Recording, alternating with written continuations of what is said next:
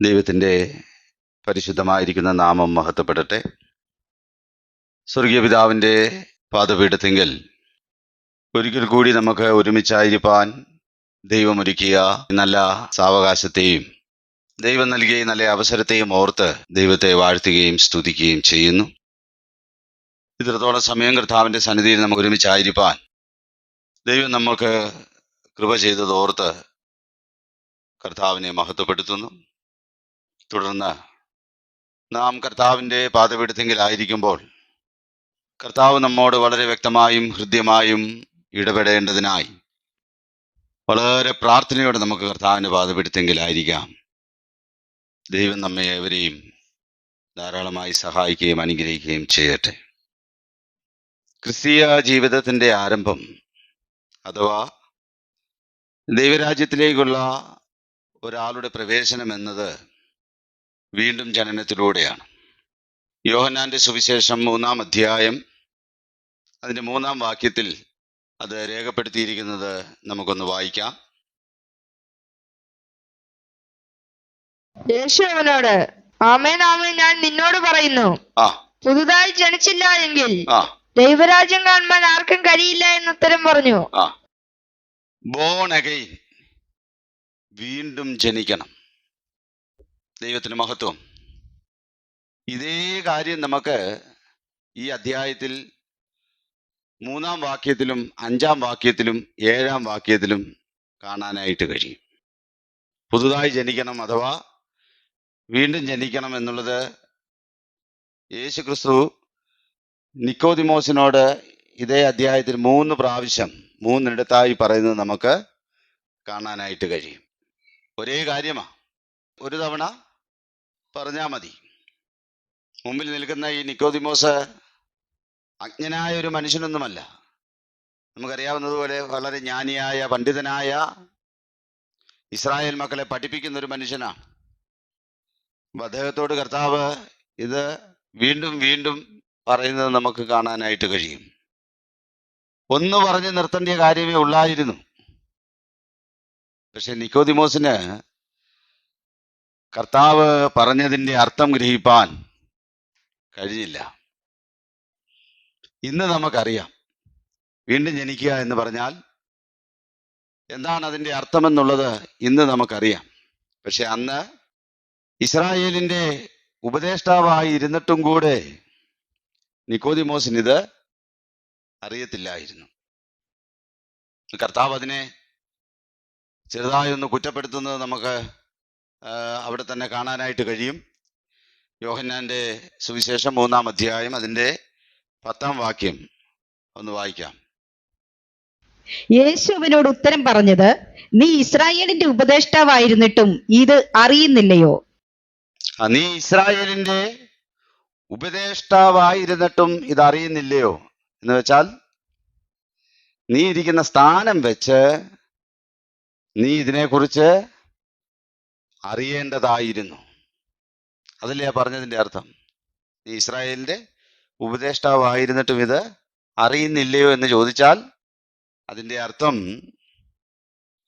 നീ ഇരിക്കുന്ന പദവിയും സ്ഥാനവും വെച്ച് നിനക്കിതിനെക്കുറിച്ച് അറിവുണ്ടായിരിക്കേണ്ടതായിരുന്നു. അങ്ങനല്ലേ? ദൈവത്തിന് മഹത്വം. അപ്പോ സിനഗോഗുകളിൽ ഇസ്രായേൽ മക്കളെ പഠിപ്പിക്കുന്നയാളാണ്. സിനഗോഗുകളിലെ പഠനം കൊണ്ട് ദൈവിക മർമ്മങ്ങളെ ഗ്രഹിപ്പാൻ കഴിയില്ല എന്നും കൂടി നാം ഇവിടെ മനസ്സിലാക്കേണ്ടതായിട്ടുണ്ട്. ഞാൻ പലപ്പോഴും ചിന്തിക്കാറുണ്ട്, ഈ പഴയ നിയമത്തിൽ ഈ വീണ്ടും ജനനത്തെക്കുറിച്ച് വ്യക്തമായ പാഠമോ പഠിപ്പീരോ ഒന്നും ഉള്ളതായിട്ട് നമുക്ക് കാണാനായിട്ട് കഴിയുന്നില്ല. ചില സൂചനകളുണ്ട്. നിന്റെ മേൽ ഞാൻ നിർമ്മല ജലം തളിക്കും, പുതിയൊരു ഹൃദയം നിനക്ക് തരും, പുതിയൊരു ആത്മാവിനെ നിന്റെ ഉള്ളിൽ തരും. പിന്നെയും നമുക്ക് കാണാൻ കഴിയുന്നുണ്ട്, ചത്ത അസ്ഥികൂടങ്ങൾ ജീവിക്കുന്നു. അപ്പോൾ പഴയ നിയമത്തിൽ വ്യക്തമായി രേഖപ്പെടുത്തിയിട്ടില്ല, പക്ഷെ വീണ്ടും ജനനത്തിന്റെ സൂചനകൾ പഴയ നിയമത്തിൽ അവിടെ ഇവിടങ്ങളിലായിട്ട് ഉണ്ട്. സാധാരണക്കാരൻ അത് വായിച്ചു നോക്കിയാൽ മനസ്സിലാകത്തില്ല. പക്ഷെ കർത്താവ് തന്നോട് പറയുന്നത്, നീ ഇസ്രായേലിന്റെ ഉപദേഷ്ടാവായിരുന്നിട്ട് ഇത് അറിയുന്നില്ലയോ? എന്താ കാരണം? നീ ഇരിക്കുന്ന സ്ഥാനം എന്റെ ജനത്തെ ഉപദേശിക്കുവാനും അവരെ പഠിപ്പിക്കുവാനുമുള്ള സ്ഥാനമാണ്. ആ സ്ഥാനത്തിരിക്കുന്ന നീ എന്നോട് ചോദിച്ച് ഇത്തരം കാര്യങ്ങൾ മനസ്സിലാക്കേണ്ടതായിരുന്നു, ദൈവത്തോട് ചോദിച്ച് ഇത്തരം കാര്യങ്ങൾ മനസ്സിലാക്കേണ്ടതായിരുന്നു എന്നും കൂടെ ഒരു സൂചന പ്രിയമുള്ളവരെ ഈ ഭാഗത്ത് നമുക്ക് നോക്കിയാൽ കാണാൻ കഴിയുന്നുണ്ടല്ലോ. അപ്പോൾ സിനഗോഗുകളിലെ പഠനം കൊണ്ട് മാത്രം ദൈവികമായിരിക്കുന്ന യാഥാർത്ഥ്യങ്ങളെ ഗ്രഹിക്കാൻ കഴിയത്തില്ല. അവരുടെ പഠനത്തിന്റെ ആകെ തുകയാ അവരുടെ മുമ്പിൽ വന്ന് നിൽക്കുന്ന ഈ കർത്താവ്. ഒരു മിശിഹായിക്ക് വേണ്ടി കാത്തിരിക്കുന്ന ഉപദേഷ്ടാവും ഒരു മിശിഹായിക്ക് വേണ്ടി കാത്തിരിക്കുന്ന ജനവും മിശിഹ അവരുടെ മുമ്പിലൂടെ നടന്നപ്പോൾ തിരിച്ചറിയാൻ കഴിഞ്ഞില്ല. തിരുവെഴുത്തിൽ അവനെക്കുറിച്ച് എഴുതിയിരിക്കുന്നത് അവൻ കഷ്ടം അനുഭവിക്കേണ്ടിയിരിക്കുന്നു എന്നുള്ളത് തിരിച്ചറിയുവാൻ അവർക്ക് കഴിഞ്ഞില്ല. അപ്പൊ അതാ കർത്താവ് പറഞ്ഞത്, കുരുടനെ കുരുടൻ വഴി നടത്തിയാൽ ഇരുവരും കുഴിയിൽ വീഴും, അവരെ വിടുവിൻ, അവർ കുരുടന്മാരായ വഴികാട്ടികൾ അത്രേ. ഈ പശ്ചാത്തലത്തെ ഇന്നത്തെ കാലഘട്ടവുമായി നാം താരതമ്യം ചെയ്ത് ചിന്തിച്ചാൽ പ്രിയമുള്ളവരെ, ബൈബിൾ കോളേജിലെ തിയറിയും തിയോളജിയും കൊണ്ട് ക്രിസ്തീയ സത്യങ്ങളെ ഗ്രഹിപ്പാനോ അതിനൊത്തവണ്ണം ജീവിക്കാനോ കഴിയത്തില്ല എന്നുള്ളതും കൂടെ മനസ്സിലാക്കണം. ദൈവത്തിന് മഹത്വം. ഈ ദൈവത്തിന്റെ സൃഷ്ടിയായിരുന്ന കോഴി, നാടൻ കോഴി, ദൈവത്തിന്റെ സൃഷ്ടിയായിരുന്ന നാടൻ കോഴി 21 ദിവസം അടയിരുന്ന് മുട്ട വിരിയിച്ച് തൻ്റെ കുഞ്ഞുങ്ങളെ പുറത്തെടുക്കും അല്ലെങ്കിൽ ജനിപ്പിക്കും.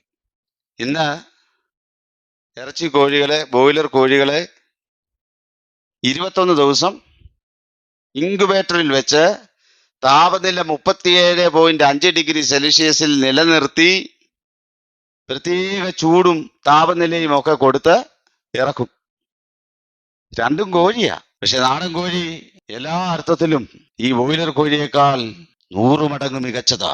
അതിന്റെ ഉന്മേഷം, അതിന്റെ ആരോഗ്യം, ഇങ്ങനെ എല്ലാം കൊണ്ടും പ്രിയമുള്ളവരെ നാടൻ കോഴി ബോയിലർ കോഴിയേക്കാൾ 100 മടങ്ങ് മികച്ചതാണ്.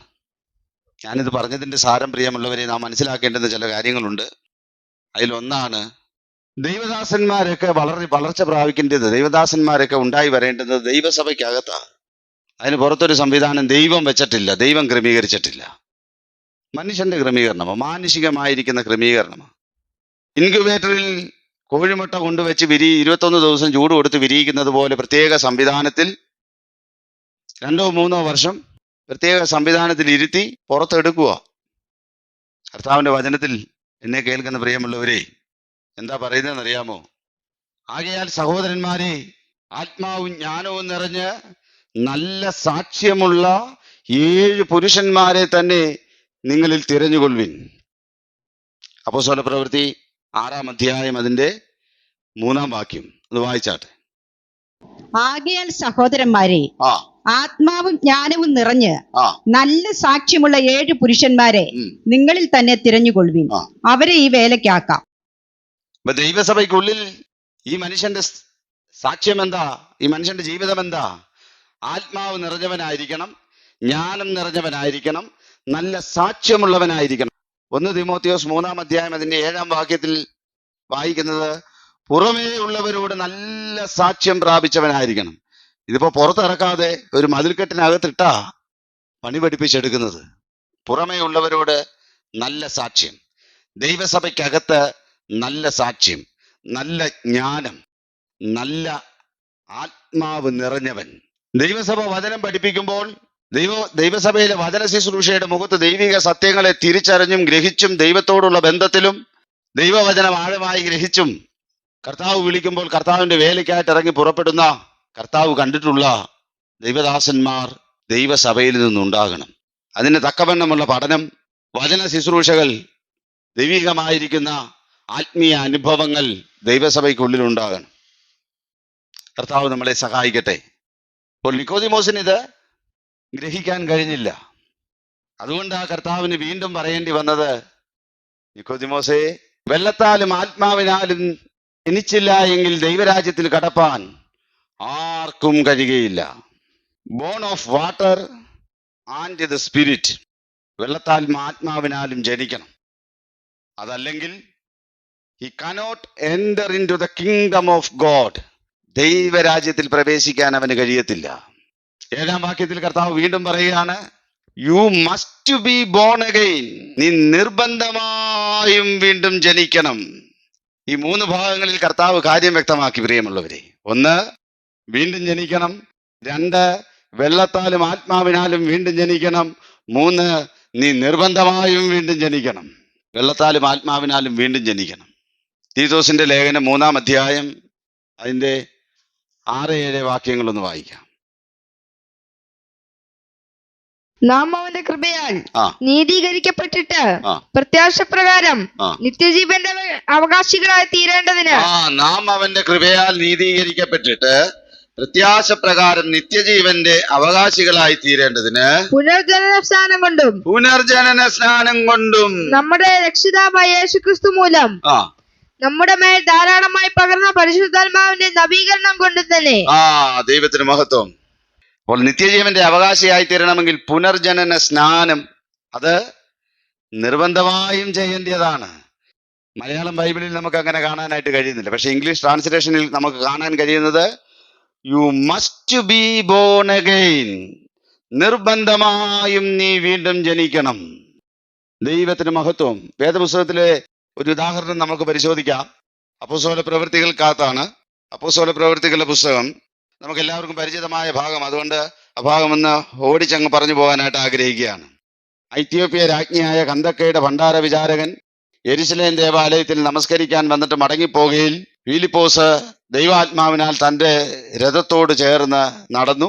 പിന്നത്തേതിൽ അദ്ദേഹം ക്ഷണിച്ച് ഫിലിപ്പോസ് രഥത്തിനകത്ത് കയറി അദ്ദേഹത്തോട് സുവിശേഷം അറിയിച്ചു. തിരുവെഴുത്തിനെ ആധാരമാക്കി, തിരുവെഴുത്ത് ആധാരമാക്കി ഫിലിപ്പോസ് തന്നോട് സുവിശേഷം അറിയിച്ചപ്പോൾ അടുത്ത വാക്യത്തിൽ നാം കാണുന്നത്, അവർ വഴിപോകയിൽ വെള്ളമുള്ള സ്ഥലത്തെത്തി. അപ്പോൾ ആ ഭണ്ഡാര വിചാരകൻ ഫിലിപ്പോസ് എന്ന സുവിശേഷകനോട് ചോദിക്കുകയാണ്, ദേ വെള്ളം, ഞാൻ സ്നാനമേൽക്കുന്നതിന് എന്തു തടസ്സം? ദൈവത്തിന് മഹത്വം. ദേ വെള്ളം, ഞാൻ സ്നാനമേൽക്കുന്നതിന് എന്തു തടസ്സം? എന്റെ അറിവ് ശരിയാണെങ്കിൽ പ്രിയമുള്ളവരെ, എം.ഐ. യോഹന്നാൻ സാറും സാറിന്റെ ഫെലോഷിപ്പും ഒക്കെ ഈ ഭാഗം അങ്ങ് സ്കിപ്പ് ചെയ്തു പോകും. അവർ പറയുന്ന സ്നാനം കർമ്മമാർഗമാണെന്നാ. ഒന്ന് കേൾക്കണേ, ഒന്ന് ശ്രദ്ധിച്ചേ. സ്നാനം കർമ്മമാർഗമാണത്രേ. കർത്താവായ യേശുക്രിസ്തു മാതൃക കാണിച്ചു, അപ്പോസ്തലന്മാർ മാതൃക കാണിച്ചു. അപ്പോസ്തല പ്രവൃത്തികളിൽ വിവിധ ഇടങ്ങളിൽ ആളുകൾ സ്നാനമേറ്റതിനെ നമുക്ക് കാണാനായിട്ട് കഴിയും. അപ്പൊ ഇതെല്ലാം ആണെങ്കിലും അദ്ദേഹത്തിന്റെ കൂട്ടായ്മ അല്ലെങ്കിൽ അദ്ദേഹത്തിന്റെ കൂട്ടായ്മയെ മുന്നോട്ട് വെക്കുന്ന ആശയം പ്രിയമുള്ളവരെ, സ്നാനം കർമ്മമാർഗമാണ്. അതുകൊണ്ട് അവരത് ചെയ്യത്തില്ല. എന്തൊരവസ്ഥയാ! എന്നെ കേൾക്കുന്ന പ്രിയമുള്ളവരെ, പെന്തിക്കോസ് സമൂഹവുമായിട്ട് ചെറിയ സാമ്യമുണ്ട്, എന്നാൽ പെന്തിക്കോസ് സമൂഹമല്ല. അത്തരം കൂട്ടായ്മകളിലെല്ലാം പുറമേ കാണിക്കുന്ന മോടികൾക്കപ്പുറത്ത് അകമേ ഇത്തരമുള്ള ദുരുപദേശമുണ്ടെന്നുള്ള കാര്യം മറക്കരുത്. പുറമേ ഇതൊന്നും കാണിക്കത്തില്ല, പക്ഷെ അകമേ ദുരുപദേശമാണ്. സ്നാനം കർമ്മമാർഗമാണ്. വെറുതെ പറയുന്നതല്ല. പെന്തിക്കോസ് സമൂഹവുമായി ചേർന്ന് കാഴ്ചയിൽ ഒരുപോലെ തോന്നുന്ന പെന്തിക്കോസ് സമൂഹമായിട്ട് വേർപെട്ട് നിൽക്കുന്ന എല്ലാ കൂട്ടായ്മകളിലും ഞാൻ മനസ്സിലാക്കുന്നിടത്തോളം പുറമേ ഉള്ള പഠനത്തിനപ്പുറത്ത് അകത്തൊരു പഠനം നടക്കുന്നുണ്ട്. അത് തികച്ചും ദുരുപദേശമാണ്. നിങ്ങൾ യഹോവ സാക്ഷിക്കാരെ കണ്ടേ? അവർ വന്ന് നമ്മളോട് സ്ത്രീത്വത്തെ കുറിച്ച് ചോദിക്കുകയാണ്. അപ്പൊ അത് കേൾക്കുമ്പോൾ നമ്മൾ ഓർക്കും, സ്ത്രീത്വത്തെ കുറിച്ച് അവർക്കൊരു സംശയമുണ്ട്, നമുക്കൊരു അറിവുണ്ട്, അവർക്കൊരു അറിവുണ്ട്. അത് തമ്മിൽ അങ്ങോട്ടും ഇങ്ങോട്ടുമുള്ള ഒരു ആശയവിനിമയം അല്ലെങ്കിൽ ഒരു ആശയ സംഘട്ടനം എന്നേ നമ്മൾ ഓർക്കത്തുള്ളൂ. പക്ഷെ അങ്ങനല്ല. യഹോവ സാക്ഷികളുടെ സമൂഹം സ്ഥാപിച്ച വ്യക്തി മുതൽ ഇന്നീ നിമിഷം വരെ യഹോവ സാക്ഷികളുടെ കൂട്ടത്തിൽ ഒരുത്തൻ മരിച്ചിട്ടുണ്ടെങ്കിൽ, അവനെ അടക്കിയിട്ടുണ്ടെങ്കിൽ, അവൻ പുനരുദ്ധാനം പ്രാപിക്കത്തില്ല എന്നുള്ളതാണ് പ്രിയമുള്ളവരെ ഇതിനേക്കാൾ കൾട്ടായിരിക്കുന്ന മറ്റൊരു ഉപദേശം. അതിവരാരോടേലും പറയുമോ? നമ്മളോട് വല്ലതും വന്നിട്ട് പറയുമോ നിങ്ങൾ ഞങ്ങളുടെ കൂടെ പോര്? പക്ഷെ ഞങ്ങളുടെ കൂടെ വന്ന ഒരു കാര്യമുണ്ട്, നിങ്ങൾ മരിച്ചാൽ നിങ്ങൾ പുനരുദ്ധാനം ചെയ്യത്തില്ല, നിങ്ങൾ നശിച്ചുപോയി, മരിച്ചാൽ നിങ്ങൾ നശിച്ചുപോയി. അപ്പൊ ഈ പഠിപ്പീര് ഇവര് നമ്മളോട് പറയുമോ? നമ്മളോട് പറയത്തില്ല. എന്ന് പറയുന്നത് പോലെ പെന്തിക്കോസ്ത് സമൂഹവുമായിട്ട് സാമ്യമുള്ള എല്ലാ കൂട്ടായ്മകളിലും ഒരു തരത്തിൽ അല്ലെങ്കിൽ മറ്റൊരു തരത്തിൽ അതിൻ്റെ അകത്തൊരു വചനവിരുദ്ധമായ പഠിപ്പീര് നടക്കുന്നുണ്ട്. ആ കാര്യത്തിൽ നമുക്കൊരു ജാഗ്രത ഉണ്ടായിരിക്കണം. ദൈവത്തിന് പെന്തിക്കോസ്ത് സമൂഹത്തിന്റെ വിഷയം എന്താ? പെന്തിക്കോസ്ത് സമൂഹത്തിന് ഉപദേശമെല്ലാം കൃത്യമാ, അത് നടപ്പാക്കുന്നില്ലെന്നുള്ളതേ ഉള്ളൂ. അതാ പെന്തിക്കോസ്ത് സമൂഹത്തിന്റെ കുഴപ്പം. ദൈവത്തിന് മഹത്വം. അപ്പൊ ആര് സ്കിപ്പ് ചെയ്താലും സ്കിപ്പ് ചെയ്തില്ലെങ്കിലും കർത്താവ് നമ്മളോട് പറയുന്നുണ്ട്, വെള്ളത്താലും ആത്മാവിനാലും നീ വീണ്ടും ജനിക്കണം. അപ്പൊ ഇതാ ഇദ്ദേഹം ചോദിക്കാൻ, ഇതാ ഇവിടെ വെള്ളമുണ്ട്, സ്നാനമേൽക്കുന്നതിന് എന്ത് തടസ്സം? ഫിലിപ്പോസിന്റെ മറുപടി, പൂർണ്ണ ഹൃദയത്തോടെ വിശ്വസിക്കുന്നെങ്കിൽ ആകാം. അപ്പൊ സ്നാനപ്പെടേണ്ട ആളിനുണ്ടായിരിക്കേണ്ടുന്ന യോഗ്യത എന്താണെന്ന് ചോദിച്ചാൽ, ഈ വേദഭാഗത്തെ നിർത്തി, വേറെയും നിരവധി കാര്യങ്ങളുണ്ട്, ഈ വേദഭാഗത്തെ മുൻനിർത്തി പറയാം, അവൻ യേശുക്രിസ്തു ദൈവപുത്രനെന്ന് പൂർണ്ണ ഹൃദയത്തോടെ വിശ്വസിക്കണം. വായിക്കാം അപ്പോസ്തലപ്രവൃത്തി 8-ാം അധ്യായം അതിന്റെ 36-37 വാക്യങ്ങൾ. അവർ ഇങ്ങനെ വലി പോകുമ്പോൾ വെള്ളം ഒരു സ്ഥലത്തെത്തിയപ്പോൾ ഷണ്ണൻ, ഇതാ വെള്ളം, ഞാൻ സ്നാനമേൽക്കുന്നതിന് എന്ത് വിരോധമെന്ന് പറഞ്ഞു. അതിന് ഫിലിപ്പോസ്, നീ പൂർണ്ണ ഹൃദയത്തോടെ വിശ്വസിക്കുന്നുവെങ്കിൽ ആകാമെന്ന് പറഞ്ഞു. നീ പൂർണ്ണ ഹൃദയത്തോടെ വിശ്വസിക്കുന്നുവെങ്കിൽ ആകാമെന്ന് പറഞ്ഞു. യേശുക്രിസ്തു ദൈവപുത്രൻ എന്ന് ഞാൻ വിശ്വസിക്കുന്നു എന്നവൻ ഉത്തരം പറഞ്ഞു. അടുത്ത വാക്യം കൊടുത്തു വായിച്ചു. അങ്ങനെ അവൻ തേർ നിർത്താൻ കൽപ്പിച്ചു. ഫിലിപ്പോസും ഷണ്ണനും ഇരുവരും വെള്ളത്തിലിറങ്ങി അവനവനെ സ്നാനം കഴിപ്പിച്ചു. പൂർണ്ണ ഹൃദയത്തോടെ വിശ്വസിക്കുന്നു എന്ന് പറഞ്ഞപ്പോൾ ഇരുവരും വെള്ളത്തിലിറങ്ങി അവനവനെ സ്നാനം കഴിപ്പിച്ചു. അതുകൊണ്ട് എന്നെ കേൾക്കുന്ന പ്രിയമുള്ളവരെ, you must be born again. നിർബന്ധമായും വീണ്ടും ജനിക്കണം. ദൈവത്തിന് മഹത്വം. ജനിച്ചാൽ മാത്രം മതിയോ? അത് വളരണ്ടേ? മാതാപിതാക്കൾക്കൊക്കെ അറിയാം, ഒരു കുഞ്ഞ് കമന്നു വീഴേണ്ടിയ സമയമാകുമ്പോൾ കമന്നു വീഴുന്നില്ലെങ്കിൽ മാതാപിതാക്കൾക്ക് ഭാരമാ. കാരണം ആ കുഞ്ഞിന്റെ ശരിയായ വളർച്ചയുടെ ഭാഗമാണ് ആ കമന്നു വീഴ്ച. കുഞ്ഞ് കമന്നു വീഴാൻ താമസിച്ചാൽ ആ കുഞ്ഞിനെ ടെൻഷൻ കൊണ്ട് മാതാപിതാക്കള് കമഴ്ത്തി കിടത്തും. നമ്മളെല്ലാം അങ്ങനെ ചെയ്തിട്ടുള്ളത് അല്ലേ? കുഞ്ഞ് കമന്ന് വീഴേണ്ട സമയമായിട്ടും കുഞ്ഞ് കമന്ന് വീഴുന്നില്ല, ചെറുതായിട്ടൊക്കെ പരിശ്രമിക്കുന്നെങ്കിലും അങ്ങോട്ട് പറ്റുന്നില്ലെന്ന് കണ്ടാൽ കൈകൊണ്ട് ചെറിയൊരു തട്ട, ഇപ്പോൾ കുഞ്ഞ് കമന്ന് വീഴും. അങ്ങനെ കുഞ്ഞ് കമന്നില്ലെങ്കിൽ ടെൻഷൻ അടിക്കുന്ന മാതാപിതാക്കളാണ് എല്ലാവരും. അപ്പോൾ അത്ര പ്രാധാന്യമുള്ളൊരു വിഷയമാണ് പ്രിയമുള്ളവരെ ഈ വളർച്ച എന്ന് പറയുന്ന വിഷയം. അവൻ കമന്ന് വീഴേണ്ട സമയത്ത് കമന്ന് വീണ്, ഇരിക്കേണ്ട സമയത്ത് ഇരുന്ന്, മുട്ടിലിഴേണ്ട സമയത്ത് അവൻ മുട്ടിലിഴയണം.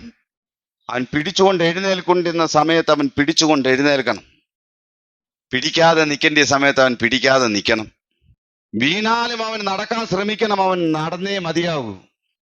സമയബന്ധിതമായി ഇതെല്ലാം നടക്കുകയും ആ കുഞ്ഞ് നടക്കുകയും ചെയ്യുന്നില്ല എങ്കിൽ പ്രിയമുള്ളവരെ, എല്ലാവർക്കും അതൊരു വേദനയായിട്ട് മാറും. എങ്കിൽ ഇരുട്ടിന്റെ അധികാരത്തിൽ നിന്ന് ദൈവം നമ്മെ വിടുവിച്ച് സ്നേഹത്തിന്റെ പുത്രന്റെ രാജ്യത്തിലേക്ക് വീണ്ടും ജനിപ്പിക്കുമ്പോൾ, അതായത് സ്വർഗീയ കുടുംബത്തിൽ നാം വീണ്ടും ജനിക്കുമ്പോൾ, എന്നെ കേൾക്കുന്ന ദൈവവൈതലേ, ആ സ്വർഗീയ കുടുംബത്തിലുള്ളവർ നമ്മളുടെ ജനനം മാത്രമല്ല നമ്മുടെ വളർച്ചയും കാണുവാൻ കാത്തിരിക്കുന്നു എന്നുള്ളൊരു ഓർമ്മ പ്രിയമുള്ളവരെ നമുക്കുണ്ടായിരിക്കണം. എഫേസ്യർക്ക് എഴുതിയ ലേഖനം 2-ാം അധ്യായം അതിന്റെ 19-ാം വാക്യം എന്ന് വായിക്കാം. ആകയാൽ നിങ്ങൾ ഇനി അന്യന്മാരും പരദേശികളുമല്ല, വിശുദ്ധന്മാരുടെ സഹപൗരന്മാരും ദൈവത്തിന്റെ ഭവനക്കാരുമത്രേ. ആകയാൽ നിങ്ങൾ ഇനി അന്യരും പരദേശികളുമല്ല, വിശുദ്ധന്മാരുടെ സഹപൗരന്മാരും ദൈവത്തിന്റെ ഭവനക്കാരുമത്രേ. അപ്പോൾ ദൈവത്തിന്റെ കുടുംബത്തിലേക്കാണ് നാം വീണ്ടും ജനിച്ചത്. ആ കുടുംബത്തിന് നാം പേരുദോഷം ഉണ്ടാക്കരുത്. പണ്ടേ ഞാൻ അങ്ങനെ എന്ന് ഈ കുടുംബത്തിൽ ജനിച്ചതിന് ശേഷം പറയരുത്. പഴയ മനുഷ്യനെ അവന്റെ പ്രവൃത്തികളോടുകൂടെ ഉരിഞ്ഞു കളഞ്ഞ് തന്നെ സൃഷ്ടിച്ചവന്റെ പ്രതിമ പ്രകാരം പുതുക്കം പ്രാപിക്കുന്ന പുതിയ മനുഷ്യനെ നാം ധരിച്ചിരിക്കുന്നുവല്ലോ. കൊലോസ്യർക്ക് എഴുതിയ ലേഖനം 3-ാം അധ്യായം അതിന്റെ 9-10 വാക്യങ്ങൾ ഒന്നുകൂടെ വായിക്കാം. നിങ്ങൾ പഴയ മനുഷ്യനെ അവന്റെ പ്രവൃത്തികളോടുകൂടെ ഉരിഞ്ഞു കളഞ്ഞ് തന്നെ സൃഷ്ടിച്ചവന്റെ പ്രതിമ പ്രകാരം നിങ്ങൾ പഴയ മനുഷ്യനെ അവന്റെ പ്രവൃത്തികളോടുകൂടെ ഉരിഞ്ഞു കളഞ്ഞ് തന്നെ സൃഷ്ടിച്ചവന്റെ പ്രതിമ പ്രകാരം പരിജ്ഞാനത്തിനായി പുതുക്കം പ്രാപിക്കുന്ന പുതിയ മനുഷ്യനെ ധരിച്ചിരിക്കുന്നുവല്ലോ. പഴയ മനുഷ്യനെ അവന്റെ പ്രവൃത്തികളോടുകൂടി ഉരിഞ്ഞു കളയണം. നമ്മെ സൃഷ്ടിച്ചവന്റെ പ്രതിമ പ്രകാരം. അതാരാ? ഏതാ ആ പ്രതിമ? കൊലോസ്യർക്ക് എഴുതിയ ലേഖനം 1-ാം അധ്യായം അതിന്റെ 14-15 വാക്യങ്ങൾ. അവനിൽ നമുക്ക് പാപമോചനം എന്ന വീണ്ടെടുപ്പുണ്ട്. അവനിൽ നമുക്ക് പാപമോചനം എന്ന വീണ്ടെടുപ്പുണ്ട്. അവൻ അദൃശ്യനായ ദൈവത്തിന്റെ പ്രതിമയും സർവ സൃഷ്ടിക്കും ആദിജാതനുമാകുന്നു.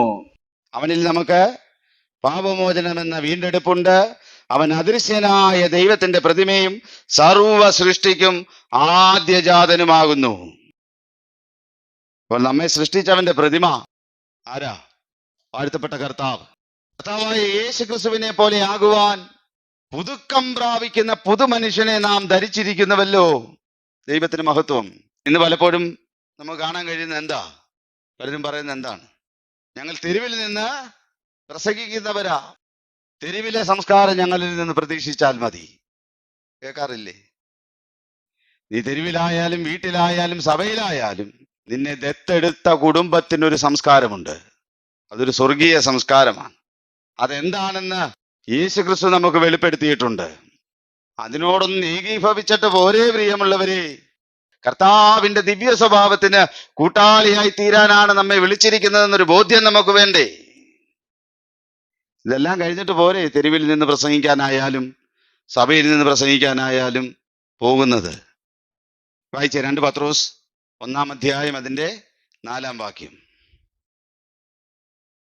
അവയാൽ അവൻ നമുക്ക് വിലയേറിയതും അതിമഹത്വവുമായ വാഗ്ദത്തങ്ങളും നൽകിയിരിക്കുന്നു. അവയാൽ അവൻ നമുക്ക് വിലയേറിയതും അതിമഹത്വമായ വാഗ്ദത്തങ്ങളും നൽകിയിരിക്കുന്നു. ഇവയാൽ നിങ്ങൾ ലോകത്തിൽ മോഹങ്ങളാലുള്ള നാശം വിട്ടൊഴിഞ്ഞിട്ട് ദിവ്യ സ്വഭാവത്തിന് കൂട്ടാളികളായി തീരുവാൻ ഞാൻ സൗമ്യതയും താഴ്മയുമുള്ളവനാകൊണ്ട് എന്നോട് പഠിപ്പിൻ. ദൈവത്തിന് മഹത്വം. കർത്താവും അപ്പോസ്തലന്മാരും ജനത്തോട് സംസാരിക്കുകയും പ്രസംഗിക്കുകയും ചെയ്ത ഒരു ശൈലിയുണ്ട്. അതുകൊണ്ട് അവർക്കാർക്കും വന്ന് നിന്ന് ജനത്തോട് പറയേണ്ടി വന്നിട്ടില്ല. പണ്ട് മീൻ പിടിക്കാൻ വള്ളത്തിൽ കയറിയിരുന്നപ്പോൾ ഉണ്ടായിരുന്ന പത്രോസാ ഞാൻ പറയേണ്ടി വന്നോ? ഒറ്റ വെട്ടിന് എന്റെ കർത്താവിനെ തൊടാൻ വന്നവന്റെ ചെവി അറുത്തവനാ ഞാൻ.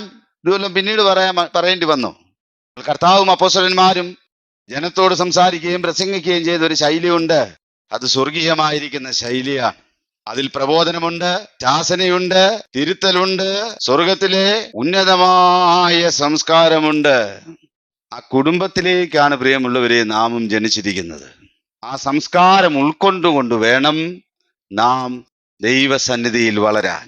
2 പത്രോസിന്റെ ലേഖനം 3-ാം അധ്യായം അതിന്റെ 17-18 വാക്യങ്ങൾ. എന്നാൽ പ്രിയമുള്ളവരെ നിങ്ങൾ മുമ്പുകൂട്ടി അറിഞ്ഞിരിക്കൊണ്ട് അധർമ്മികളുടെ വഞ്ചനയിൽ കുടുങ്ങി സ്വന്തം സ്ഥിരത വിട്ട് വീണു പോകാതിരിപ്പാൻ സൂക്ഷിച്ചുകൊള്ളുവിൻ. അപ്പൊ അധർമ്മികളുടെ വഞ്ചനയിൽ കുടുങ്ങിയാൽ എന്ത് സംഭവിക്കും? സ്വന്തം സ്ഥിരത വിട്ട് വീണുപോകും. അതുകൊണ്ട് അങ്ങനെ സംഭവിക്കാതിരിപ്പാൻ സൂക്ഷിച്ചുകൊള്ളുവിൻ. അടുത്ത വാക്യം. കൃപയിലും നമ്മുടെ കർത്താവും രക്ഷിതാവുമായ യേശുക്രിസ്തുവിന്റെ പരിജ്ഞാനത്തിലും കൃപയിലും നമ്മുടെ കർത്താവും രക്ഷിതാവുമായ യേശുക്രിസ്തുവിന്റെ പരിജ്ഞാനത്തിലും വളരുവിൻ. അടുത്ത വാക്യം കൂടെ വായിച്ചു നിർത്തി. അവൻ ഇപ്പോഴും എന്നേക്കും മഹത്വം. ആമേൻ. അവന് ഇപ്പോഴും എന്നേക്കും മഹത്വം. ആമേൻ. അപ്പോൾ വളർച്ച എങ്ങനെ വേണം? നമ്മുടെ ചുറ്റുപാടുകളുടെ ഒന്നും അടിസ്ഥാനത്തിലല്ല പ്രിയമുള്ളവരെ ക്രിസ്തീയ വളർച്ച എന്ന് പറയുന്നത്. അത് നമ്മുടെ കർത്താവും രക്ഷിതാവുമായ യേശുക്രിസ്തുവിന്റെ കൃപയിലും പരിജ്ഞാനത്തിലും വേണം വളരാൻ. എത്രത്തോളം വളരണം? ക്രിസ്തു എന്ന തലയോളം സകലത്തിലും വളരണം. എഫേസ്യർക്ക് എഴുതിയ ലേഖനം 4-ാം അധ്യായം അതിന്റെ 15-ാം വാക്യം കൊണ്ടൊന്ന് വായിച്ചാട്ടെ. സ്നേഹത്തിൽ സത്യം സംസാരിച്ചുകൊണ്ട് ക്രിസ്തു എന്ന തലയോളം സകലത്തിലും വളരുവാൻ ഇടയാകും.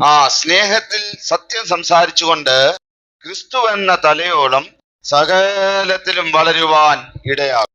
ദൈവത്തിന് മഹത്വം. ക്രിസ്തു എന്ന തലയോളം വളരണം. ഒരു ശിശുവും പ്രിയമുള്ളവരെ ഒറ്റയടിക്ക് 30-40 വയസ്സിലേക്ക് എത്തില്ല. അത് ഘട്ടം ഘട്ടമായി വളരാൻ കഴിയത്തുള്ളൂ. ഭൗമികമായിരിക്കുന്ന വളർച്ചയാണെങ്കിലും ക്രിസ്തീയമായിരിക്കുന്ന വളർച്ചയാണെങ്കിലും പ്രിയമുള്ളവരെ ഘട്ടം ഘട്ടമായിട്ടേ വളരത്തുള്ളൂ. അപ്പോൾ വളർച്ച എവിടുന്ന് ആരംഭിക്കുന്നതെന്നറിയാമോ? വീണ്ടും ജനിക്കപ്പെട്ട ഒരു ശിശുവിൽ നിന്നാണ് എന്നെ കേൾക്കുന്ന പ്രിയമുള്ളവരെ ഒരു ക്രിസ്തീയ വളർച്ച ആരംഭിക്കുന്നത്. പൗലോസ് അപ്പോസ്തലൻ പറയുന്നൊരു കാര്യമുണ്ട്, ഞാൻ ശിശുവായിരുന്നപ്പോൾ ശിശുവിനെ പോലെ സംസാരിച്ചു, മുതിർന്നപ്പോഴോ ശിശുവിനുള്ളത് വിട്ടുകളഞ്ഞു. വെച്ചാൽ രക്ഷിക്കപ്പെട്ട് ഇങ്ങോട്ട് വരുമ്പോൾ ശിശുവിനെ പോലെ സംസാരിച്ചു എന്നുള്ളത് കൊണ്ട് ഞാൻ ആദ്യം തൊട്ടേ ഇങ്ങനെയാണ്, എനിക്ക് ആദ്യം കിട്ടിയ ടീച്ചിങ് ഇതാണ്, എനിക്ക് ആദ്യം കിട്ടിയ കൂട്ടായ്മ ഇതാണ്, എനിക്ക് ആദ്യം കിട്ടിയ ഉപദേശം ഇതാണ്. ദൈവിക സത്യത്തിലേക്ക് വരുന്നതിന് ഇതൊന്നും തടസ്സമായി പറയരുത്. കാരണം അപ്പോസ്തലൻ പോലും പറഞ്ഞു, ഞാൻ ശിശുവായിരുന്നപ്പോൾ ഞാൻ ശിശുവിനെ പോലെ സംസാരിച്ചിട്ടുണ്ട്, പക്ഷെ ഞാൻ മുതിർന്നപ്പോഴോ അതിനെ വിട്ടുകളഞ്ഞു. അങ്ങനെ മുതിർന്നു വരുമ്പോൾ, വളർച്ച പ്രാപിക്കുമ്പോൾ, ആദ്യം നമ്മൾ കണ്ടതും കേട്ടതും തിരിച്ചറിഞ്ഞതിലും ഒക്കെ അപാകത ഉണ്ടെങ്കിൽ പ്രിയമുള്ളവരെ അത് വേണ്ടാന്ന് വെക്കാൻ, വിട്ടുകളയാനുള്ള മനസ്സുണ്ടാകണം. എങ്കിലേ വളർന്നതിന്റെ പ്രയോജനം ഉണ്ടാകത്തുള്ളൂ. വളർച്ച ഘട്ടം ഘട്ടമായാണ്. ശിശുവിൽ നിന്ന് വേണം വളരാൻ. ഈ ക്രിസ്തീയ വളർച്ചയുടെ രഹസ്യം പ്രിയമുള്ളവരെ നമ്മളെ അത്ഭുതപ്പെടുത്തും. ശിശുവിൽ നിന്ന് ഒരു കുട്ടിയിലേക്ക് അല്ലെങ്കിൽ ഒരു ബാലനിലേക്ക്. ഓർക്കണം, നമ്മുടെ വീണ്ടും ജനനം സ്വാഭാവിക ജനനം പോലെയല്ല. നാം ജനിച്ചത് ദൈവത്തിൽ നിന്നാണ്. ആ കാര്യം നമ്മുടെ ഉള്ളിൽ നല്ല ഓർമ്മയുണ്ടായിരിക്കണം. യോഹന്നാന്റെ സുവിശേഷം 1-ാം അധ്യായം അതിന്റെ 13-ാം വാക്യം ഒന്ന് വായിക്കാം. അവർ രക്തത്തിൽ നിന്നല്ല, ജഡത്തിന്റെ ഇഷ്ടത്താലല്ല, പുരുഷന്റെ ഇഷ്ടത്താലുമല്ല, ദൈവത്തിൽ നിന്നത്രേ ജനിച്ചത്. പത്രോസിന്റെ 1 പത്രോസിന്റെ ലേഖനം 1-ാം അധ്യായം അതിന്റെ 23-ാം വാക്യം കൊണ്ടൊന്ന് വായിക്കാം. കെടുന്ന ബീജത്താലല്ല, കെടാത്തതിനാൽ ജീവനുള്ളതും നിലനിൽക്കുന്നതുമായ ദൈവജനത്താൽ തന്നെ നിങ്ങൾ വീണ്ടും ജനിച്ചിരിക്കുന്നു. ആമേൻ. കെടുന്ന ബീജത്താലല്ല, കെടാത്തതിനാൽ ജീവനുള്ളതും നിലനിൽക്കുന്നതുമായ ദൈവവചനത്താൽ തന്നെ നിങ്ങൾ വീണ്ടും ജനിച്ചിരിക്കുന്നു. അവന്റെ വിത്ത് അവനിൽ വസിക്കുന്നു. ദൈവത്തിന് മഹത്വം. നമ്മൾ ജനിച്ചത് ദൈവത്തിൽ നിന്നാണ്, ദൈവവചനത്തിൽ നിന്നാണ് നാം വീണ്ടും ജനിച്ചത്. അതൊരു സ്വാഭാവിക ജനനമല്ല. ദൈവത്തിന്റെ മഹത്വം. ആ വിത്ത് നമ്മളിൽ വസിക്കുന്നു. ദൈവവചനമാകുന്ന വിത്ത് നമ്മളിൽ വസിക്കുന്നു. അങ്ങനെ വീണ്ടും ജനിച്ചിരിക്കുന്ന ഒരു ദൈവ പൈതൽ ശിശുവിൽ നിന്ന് ബാലനായി വളരണം. യോഹന്നാന്റെ 1-ാം ലേഖനം 2-ാം അധ്യായം അതിന്റെ 13-ാം വാക്യം, അതിന്റെ അവസാന ഭാഗം ഒന്ന് വായിച്ചാട്ടെ.